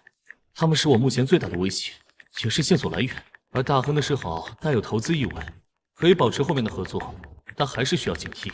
他的行为逻辑不像单纯的恶作剧，那种感觉更像是在确认什么，或者引起我的注意。哎呀，算了，先不讲这些了，还剩2天。当务之急还是多了解论坛上的信息，得保证自己能在死亡游戏里活下来。距离下次游戏最晚开始时间已不足24小时，请于今晚0点之前寻找到一处深度超过50公分的水域，将自己完全没入其中，等待进入游戏。看来这就是下个游戏的进入方式了，像是在模仿溺死。还好进入的条件不是很苛刻，不然真有点费事呢。论坛中有提到过，进入方式大部分都是和游戏内容比较相关的，这次的游戏副本很可能和水有关，那我就尽可能往渔夫和水手两个方向扮演。即将加入游戏，游戏名称到存，游戏名称致命问答，通关条件解开必要的谜题。本场游戏玩家人数5人。致命问答不是预想中的水域生存的游戏吗？看来，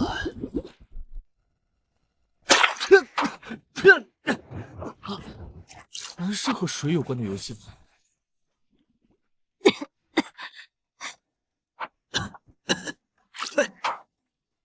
这两人好像是认识，而且关系过分亲密了。不过也不排除用了论坛上说的可以组队的特殊道具了。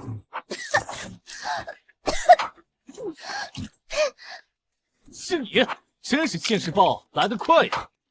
没想到还真让我在游戏里遇到你了，看我不打断你2条腿！喂，你不要过来！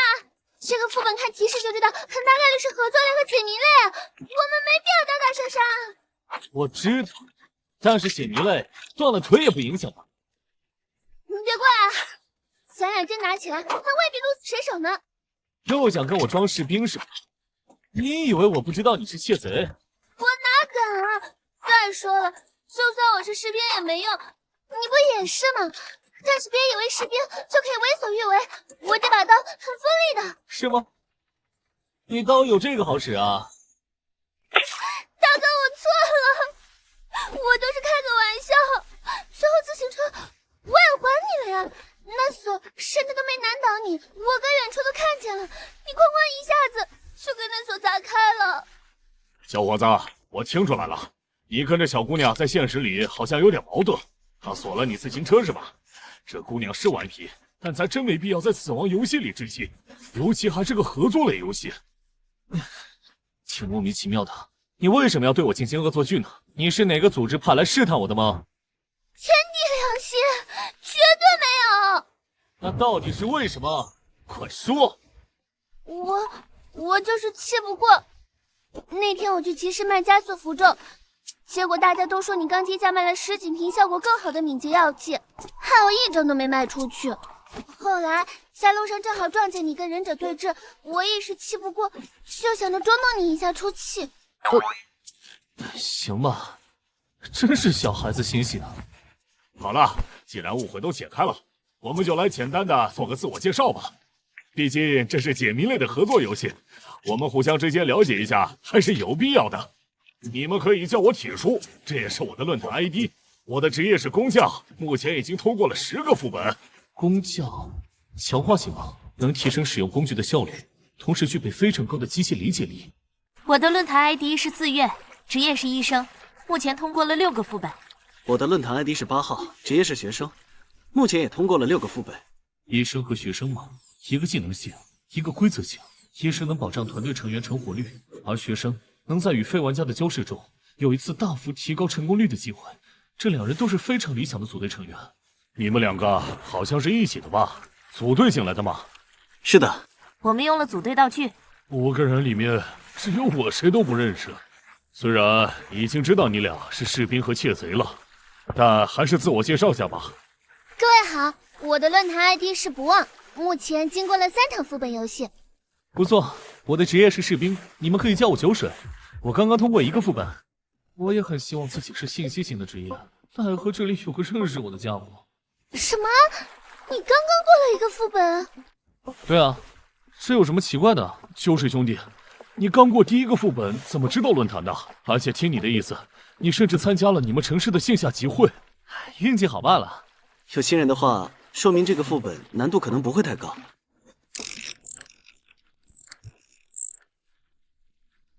嘎嘎，各位玩家，你们好呀！上场游戏是小恶魔，这次是乌鸦人。每一场游戏出现的 NPC 都不一样吗？嘎嘎，本场游戏由我来负责担任考核官，我将会给予你们问题和提示。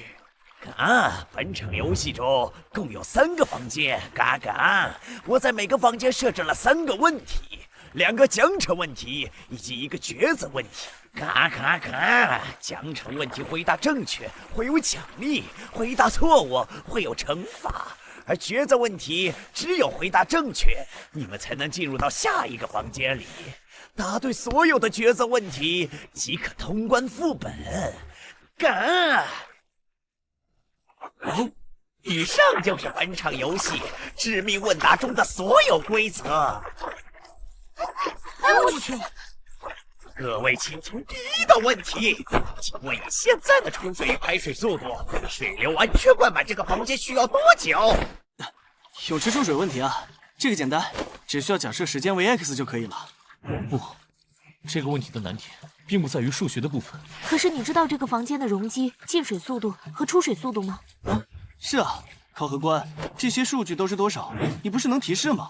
这些应该属于提示范畴吧？嘎，这不在提示的范畴内。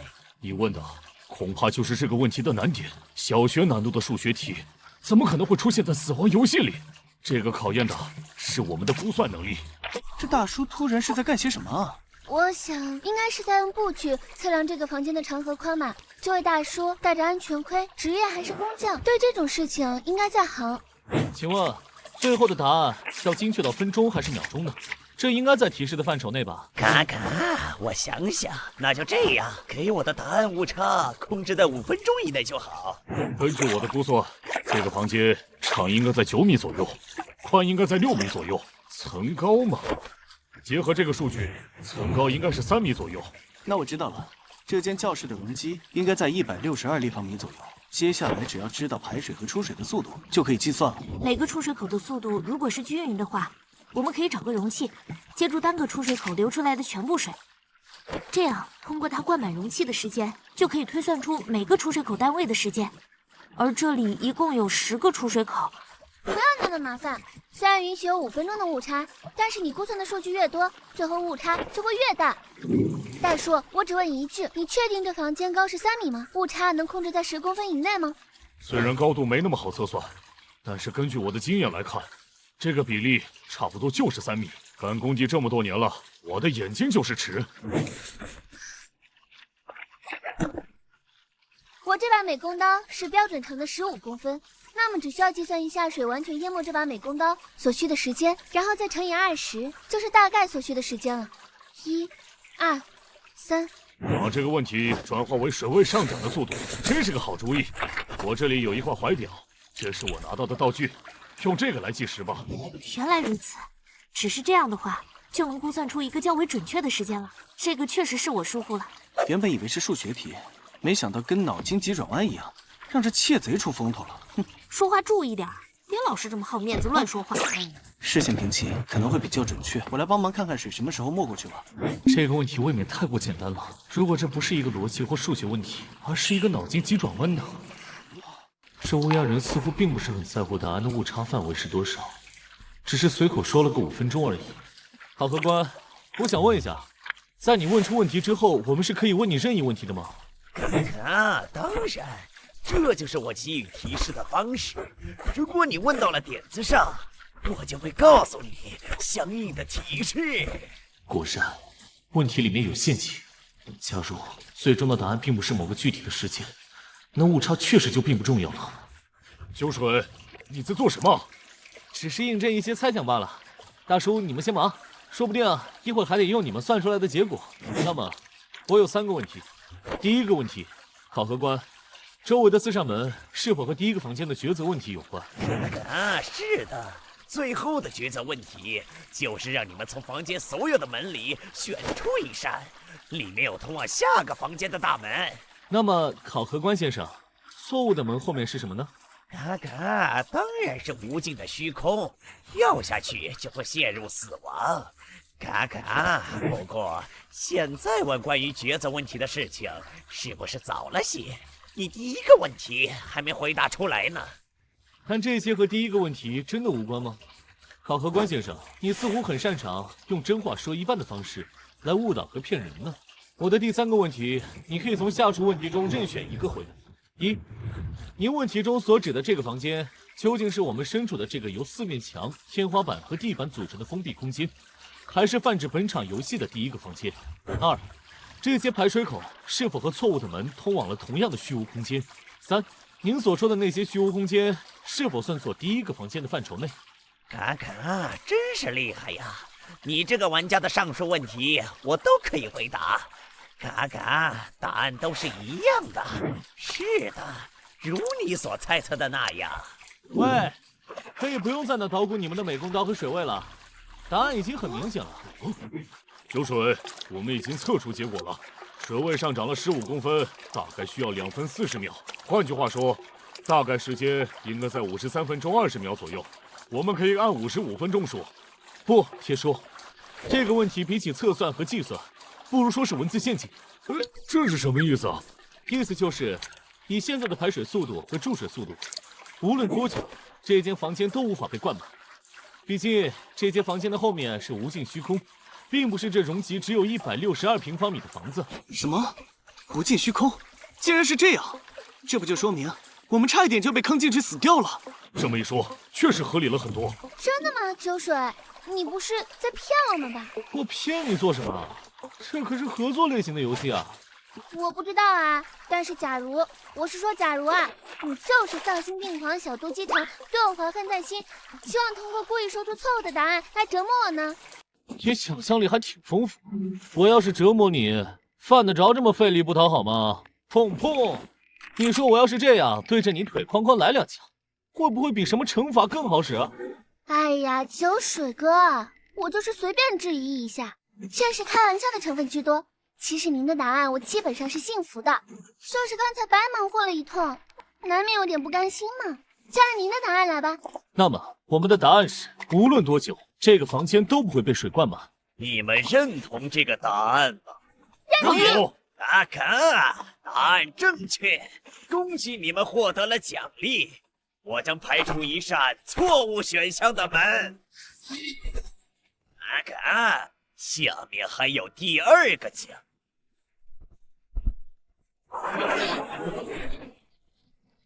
这是哪门子奖励啊？这不是惩罚吗？啊，这个的确是惩罚。虽然你们答对了第1道问题，所以我要给你们奖励，但是你们答题时间太慢了，所以我也会给予惩罚。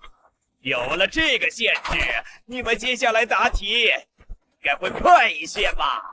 你怎么可以这样？你事先也没说答题还要快。要不我用能力让他把这些出水口关上吧，至少让他把头顶那个最大的关了。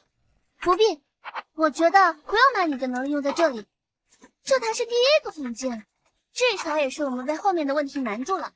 实在一时间想不出答案了，你再使用你的能力为我们争取时间比较好。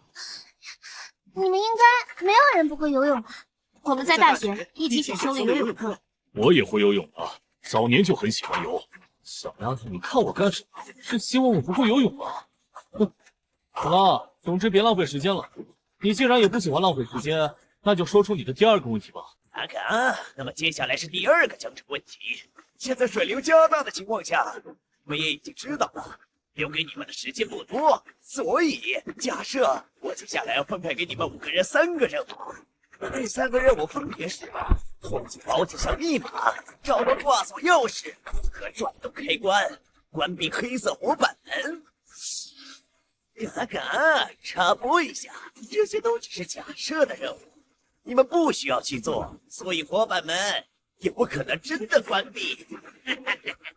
假设破解保险箱密码需要10分钟，找到挂锁钥匙需要12分钟，而转动开关、关闭黑色活板门需要15分钟。破解保险箱密码需要1个人完成，找到挂锁钥匙需要3个人完成，转动开关则是需要2个人完成。那么，你们能否在活板门被关闭的时候，保证没有人被淹死呢？怎么又是一道小学数学题啊？酒水，这次的题是不是本质上也是一道文字陷阱题？我暂时不清楚，不过结合上一题的经验来看，这种可能性比较大。但是我们也不能就认为它一定是文字陷阱类型的题目，毕竟这个游戏出题很有可能会故意反其道而行之，利用我们的惯性思维，让我们认为这道题也有文字陷阱。但其实这会真是普通小学数学题了，也不是没有这种可能性。那我们暂时先把这个问题当做普通的小学数学题来解，在解的过程中，若是发现了存在文字陷阱的可能性，再往那方面去考虑也不迟。我们现在有5个人，但是这些任务需要的总人数却是6个。考核官，这个人数也是必须严格符合的吗？有没有可能多一人、少一人也能做，只不过会影响到完成时间？嘎嘎，每个任务的完成人数必须不多不少。原来是这样，我还以为陷阱就藏在这里呢。那这个问题如果严格按照数字题来解的话，按照这种算法，最快需要25分钟。1个人破解密码，3个人找钥匙，1个人待命，然后破解完密码的人立刻去跟待命的那个人一起转动机关。25分钟吗？这个时间好像我们中会死人的可能性比较大呀。所以答案一定会有人死掉。不对，这是按照数学题的算法得出的结论。我们还没考虑蒙在陷阱的可能性。不知道你们刚才注意到了没有？刚才这乌鸦人问出的问题是你们能否在火板门被关闭的时候保证没有人被淹死呢？他并没有告知我们是要完成3个全部任务。换句话说，我们如果先行去完成时间最长的关闭开关的任务，那么15分钟后火板门就会被关上，注水就会被停止。如果那种情况下算上闭气时间，我们很可能不会死人。说的有道理，这好像就是文字陷阱所在。我觉得好像哪里不对，但我说不上来。不管对不对，至少不忘的分析听起来有道理。要不我们就按这个作答吧，反正回答的时间太慢，也会有惩罚。不对，不忘分析出来的这一切，是最大的陷阱。所以这个问题的陷阱并不在它的字面上，而在墙上。无论是20分钟还是15分钟的时间，还是有点太暧昧，这都是死人有可能，不死人也有可能的范畴。所以答案不可能是这么不确定的时间。而且我很好奇，为什么你一定要用假设的任务形式，而不是真的出现任务让我们做？毕竟这游戏就叫智力问答嘛。不止如此，墙上的保险箱应该就是第1个任务的示意图吧？那么后面2个任务的示意图呢？嘎嘎，又被你找到关键了。不行，还是确认一下吧。考核官阁下，这3个任务必须要完成1个，才能完成下一个，对吧？是的。保险箱里放着吸铁石和信线，钥匙则是可以打开开关上的锁。你还真是聪明过头了。所以想要关闭上方火板门时，10加12加15除以37分，这个时间别说会不会死亡，估计我们中可能都不会有人活下来。所以我的答案是，我们无法保证无人死去。我们都赞同酒水的答案。嘎嘎，那么恭喜你们答对了第2道生成问题。本次的奖励是，在接下来第1个房间的抉择问题里，我将会在你们第1次作答后，打开这个房间里你们没有选择的一扇门，并且给你们1次更改选项的机会。这个提示再加上这个房间的布局和第1个问题时得到的信息，这些加起来，不就是经典的概率论问题吗？嘎嘎，那么恭喜你们来到了第1个房间的抉择问题。嘎嘎，如你们所见，在这个房间有着不同颜色的门，只有1扇门通往下一个房间。嘎嘎，其余的门你们已经提前知道了，是通往无尽的虚空，坠入其中只有死路一条。嘎，你们所有人的答案依然要保持一致，必须选同1扇门，我才会带你们进入其中。所以，请大家接下来做出抉择吧，说出你们想要选择的门的颜色。这是蒙提波尔悖论，也叫做3门问题。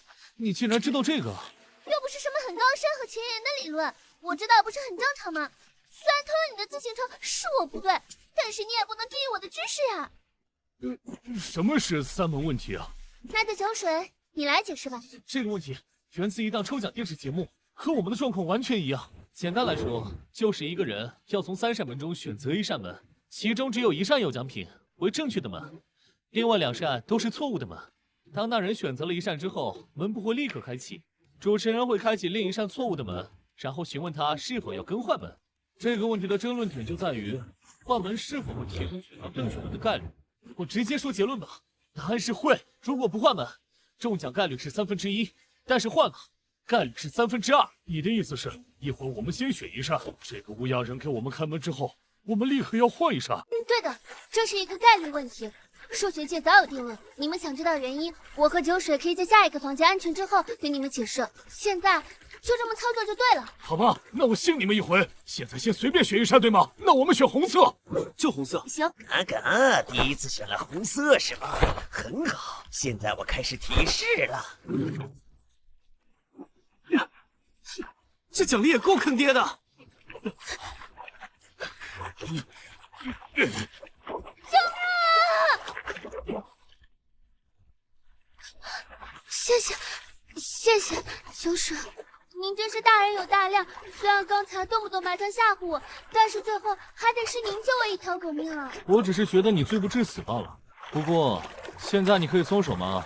这点水冲不走你了。不行，再说那边的一对狗男女都没松手呢。你也知道人家是一对啊，咱俩又不认识。那我和你成一对也不是不行。酒水哥，我喜欢你啊！一边去啊！别想着占我便宜。这水流确实没事了。年轻真好啊！但是虽然水位下去了，我们还是赶紧换门吧。现在剩下的就是那扇蓝色的门了，是吧？等一下，先不着急做选择。有什么问题吗，秋水？难道这个三门问题有错吗？不会有错的，这是数学界已经盖棺定论的事情。不，这个和三门问题本身的结论无关。我只是在想，即使按照三门问题来思考，最终结果也不是100%，对吧？我记得你说，如果变换选项之后选到正确的门的概率会变成2/3，是吧？也就是说，我们还有1/3的概率会死。是的，我就是在思考这个。再怎么说，1/3的概率还是太高了。死亡游戏里就是有运气成分的。我经历的8个副本里，甚至有个副本里还要所有玩家玩俄罗斯轮盘赌。这毕竟是死亡游戏啊。没错。老实说，能有2/3的生还概率都已经不错了。但是这不像是这个致命问答游戏的风格。前2个问题是奖惩问题，而这个问题是抉择问题，有差别不是很正常的吗？是啊，我觉得还是尽早决断吧。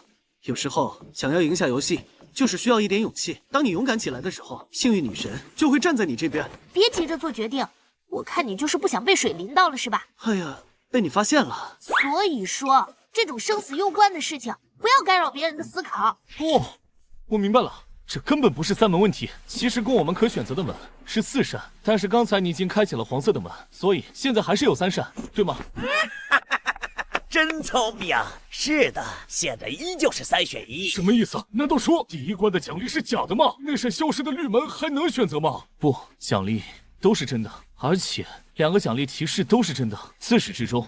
这个家伙说的就是要从门里选择，但是他从来没有说过一定是这4扇门中的一个。而如果我们没有第1个问题的正确回答，恐怕这火板门并不会打开，我们也就根本无从知晓到头顶还有一扇火板门。这个抉择问题和前2个奖惩问题一样，而且他刚才说了，如果我们选择了门，他会带我们进入门中。为什么要用这么奇怪的说辞呢？他在谜面里会埋下陷阱的行为，某种意义上已经证明了他说的每一句话都可能是设计好的，所以这也是一个隐藏的提示。在这个游戏里，不需要概率这种东西。想用概率学中的3门问题，本身也是一种数学的解法。而这个游戏，至少这个房间里所有的问题的基调，都是用数学来掩盖陷阱。只是这样还不够吧？万一这黑色的门也是陷阱呢？那这才是需要运气的部分了。不过，既然这个黑色的火板门中有水流出，我想应该不是通往虚空的。而且，这个游戏副本的设计者应该不会让这个副本变得如此无聊，设下那些没有意义的陷阱，对吧？嘎嘎，果然，我很欣赏你。说出你的选择吧，你想要选择哪个颜色的门？我选头顶的黑色门。嘎嘎，你们和他的选择是一样的吗？我也选择黑色的门。真是太厉害了，酒水哥！这个房间的3个问题，多亏了你才能全部解答出来。那我也选择黑色的门。好的，那抉择已经做出。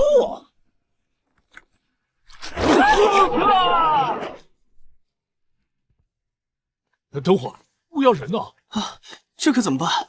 考核官不见了。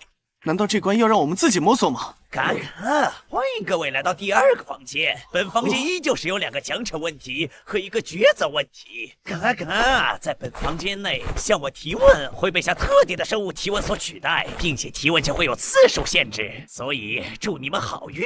嘎嘎，在这3座桥之中，只有1座能让你们安全到达对面，其中另外2座都会在你们走到中段的时候突然崩塌，让你们摔进无尽虚空。嘎嘎，而在你们面前，则是有着2个伟大神明化作的乌鸦分身，一只乌鸦代表着真实，一只乌鸦代表着虚妄。嘎嘎，真实只会说真话，虚妄只会说假话，其他们2个都只会回答是否问题。你们有2次向他们提问的机会，来决定你们最终规划好的路线。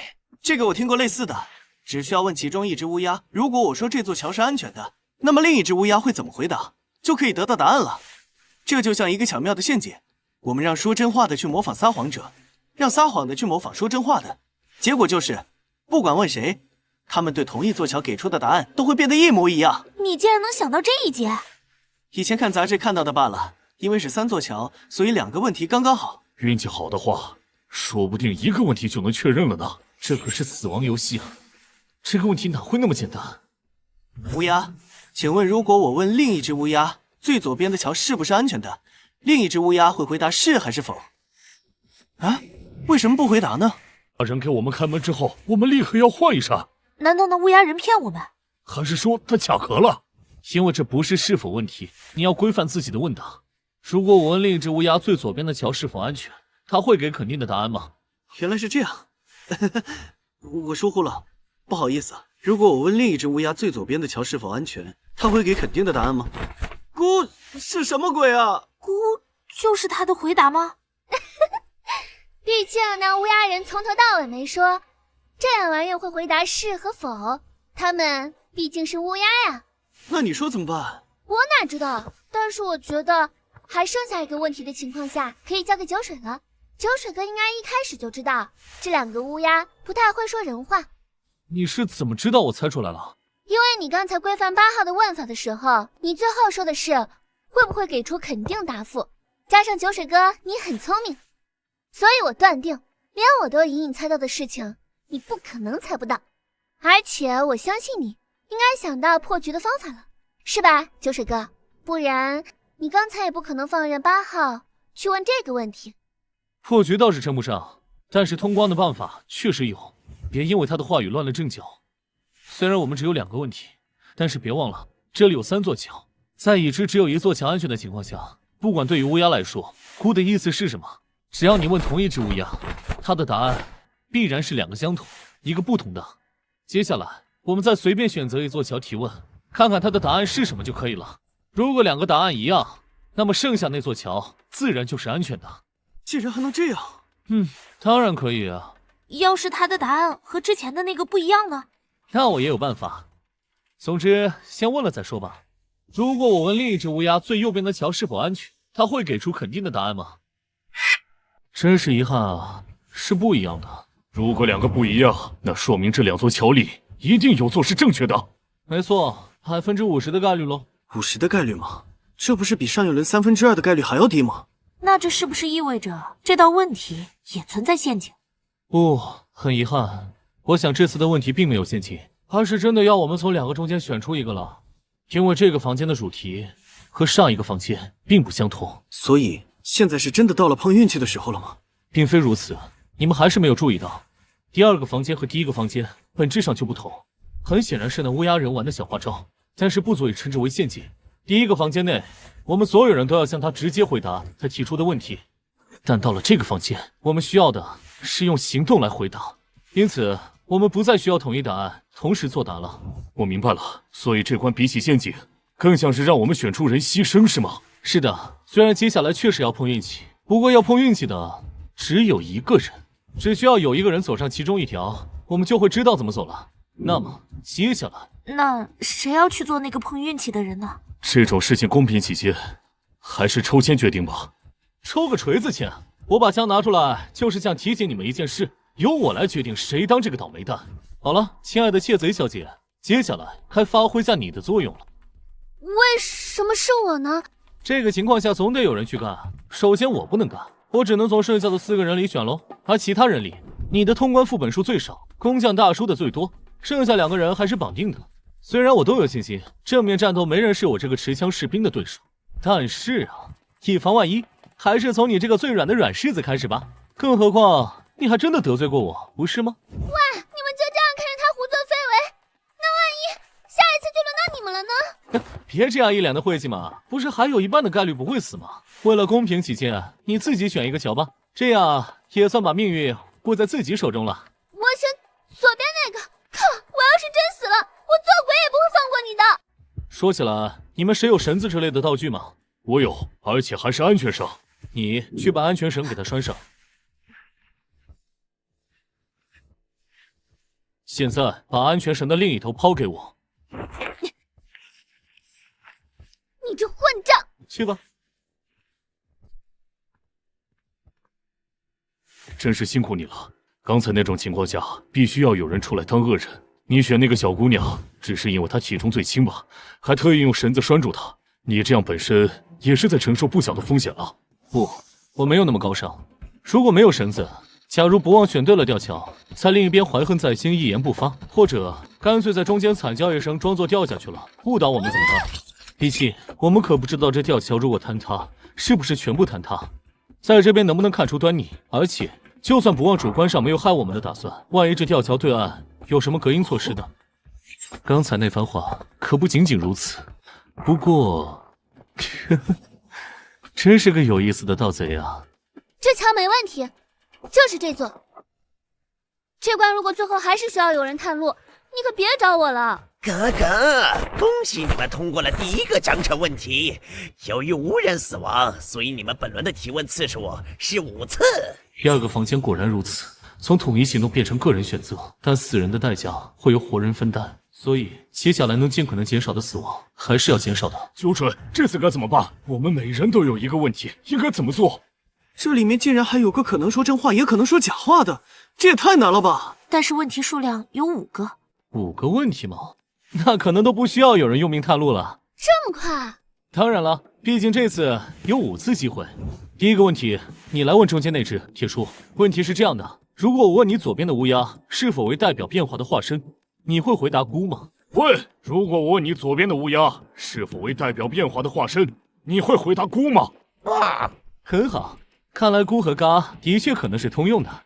下面一个问题，四月，你去问最右边的乌鸦，如果我询问你，你是否是代表虚妄的乌鸦化身，你的回答会是孤吗？很好，接下来就简单多了。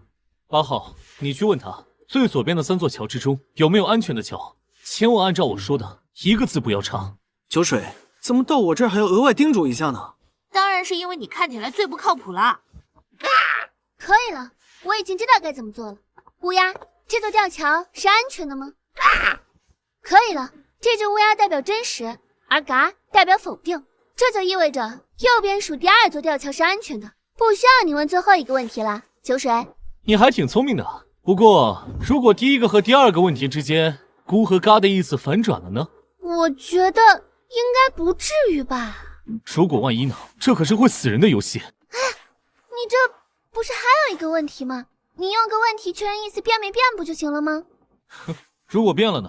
如果变了，我就去烫一下左边2条路中的一条，不就完事了？这可是你说的啊，乌鸦。从左边数，第3和第4座吊桥中有一座吊桥是安全的吗？我靠，吓死我了！右边第4根吊桥确实是安全的。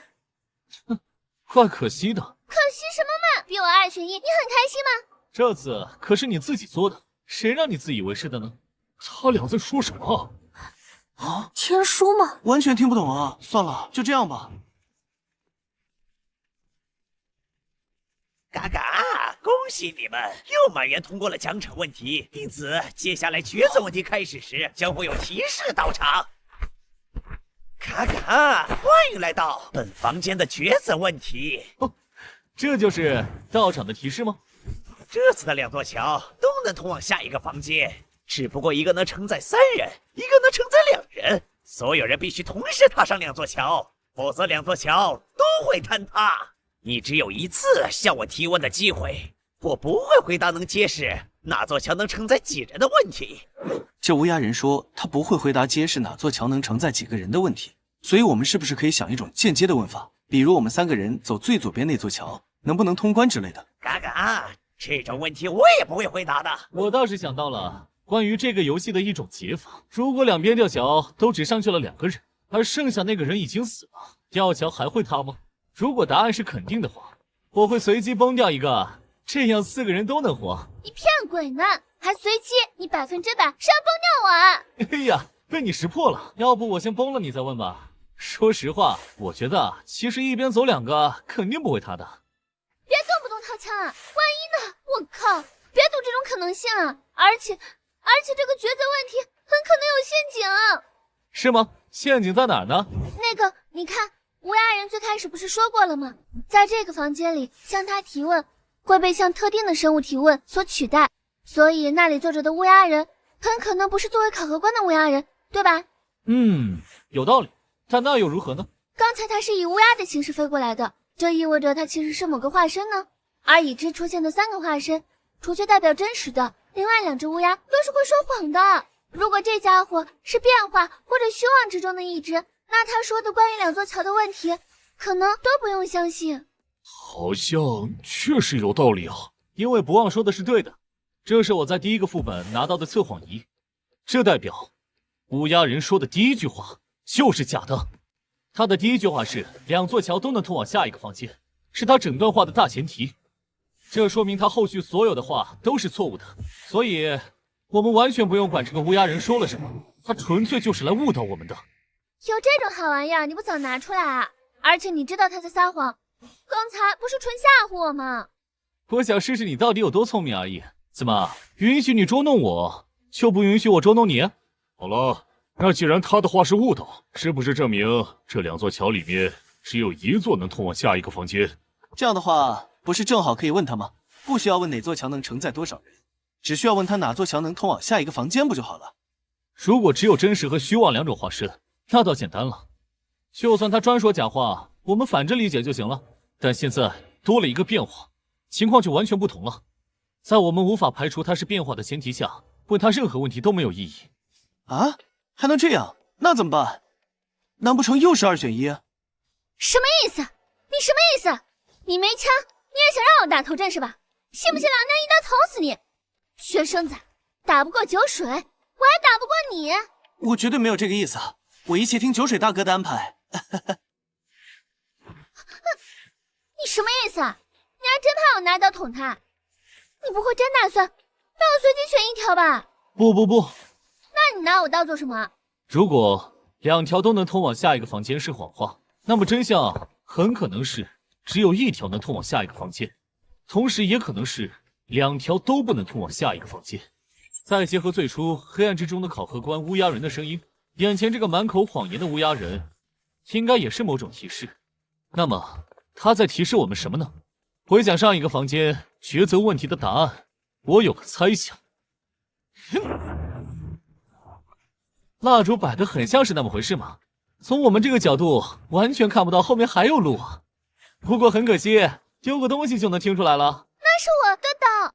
所以2边的吊桥都是假的，真正要选的路在中间，只是我们看不到而已。卡卡，那么你最后的选择是？当然是这条路了。那么恭喜你们，答对了第2个房间的抉择问题。没事，我们已经过来了。欢迎各位来到最后一个房间。本房间之内只有1个抉择问题，并没有奖惩问题。只要答对接下来的问题，你们就可以选择离开这个副本了。不过我要提醒你们，并不是所有人都能通过抉择。请各位找出我话语之中的谎言，每个人都必须找出一个，并且解释为何你能知道那是谎言，否则就将接受惩罚。下面我将进行5条陈述。1，你们所有人都是诚实的，没有人在自己的称呼上做手脚。2，你们所有人都是相互信赖的，没有人隐藏自己通关的副本数量。3，你们所有人都非常率直和为他人着想，没有任何人谎报了自己的职业。4，你们之间彼此认识的2人之间，没有人背叛过对方。5，你们之间没有任何人对其中任何一人产生过如果对方死掉就好了的想法。真是恶趣味的设计。这5条陈述和问题，分明是精心为我们5个设计的陷阱。从一开始齐心协力解密，到第2关将存活人数明码标价为资源，到现在第3关，引导玩家之间的对抗。我觉得第5句话肯定是谎言。请给出你的理由。这个嘛，一开始这个副本，这位士兵就想杀了这个窃贼，中间好几次他也动了杀心。理由不充分，请给你一定有把握是谎言的那一句。好吧，第1句话是谎言，我谎报了自己的论坛 ID。我以前的论坛 ID 是天宫，而我现在并没有论坛账号。什么？你竟然是加入了掠夺者的天宫？我在这个月的论坛星际悬赏看到过你，你因为在现实里杀了5名其他玩家，正在被秩序通缉，所以我才会瞒报啊。我虽然加入了掠夺者，但是合作解谜类的游戏里，我也不会滥杀无辜的。如果你们最开始就是这个态度对我，这个游戏恐怕谁也走不出去。我倒是很欣赏你，秋水。老实说，你淡定的超乎我想象了。不，我只是一开始就没把你当什么好人罢了。哈哈哈哈！我很欣赏你啊，你的职业还是士兵，又拿到了手枪这么强力的道具，真是十分适合加入掠夺者的好苗子呀！容我拒绝，我还想再上2天论坛呢。没关系，改变了主意的话，随时可以联系我。可可，你已经可以离开副本了。哦，我现在就可以走了吗？可可，当然。也好，省得我在这儿，大家都有些放不开。他刚刚的眼神好可怕，吓死我了！你害怕什么？我是个带着枪的士兵，就算他被通缉了，还能当着我的面把你们都杀了？秋水哥，就算你的职业和道具很强，但是那个天宫可是已经升阶的玩家，而且是10个副本就完成了升阶，被掠夺者邀请加入的高手，打起来你可能很难占到便宜啊。是啊，悬赏他的信用点高达8000点呢。多少？8000点啊！8000点，那不就是80万吗？拿下他就直接赚麻了呀！你平时到底看不看论坛啊？天宫可是最近热度最高的悬赏帖了。我说过，我刚过第1个副本，所以还没研究明白呢。啊，你还真是刚过第1个副本啊！我都打算拿你来质疑第2条陈述是谎言了。你不信的话，可以试试。倒也没那个必要。不过这边的2位可要抓紧时间哦，不然我可要抢走你们确定的谎言了。乌鸦人刚才都说了，可不一定说所有人都能通过的。这5句陈述里，说不定有混的真话呢。5选4。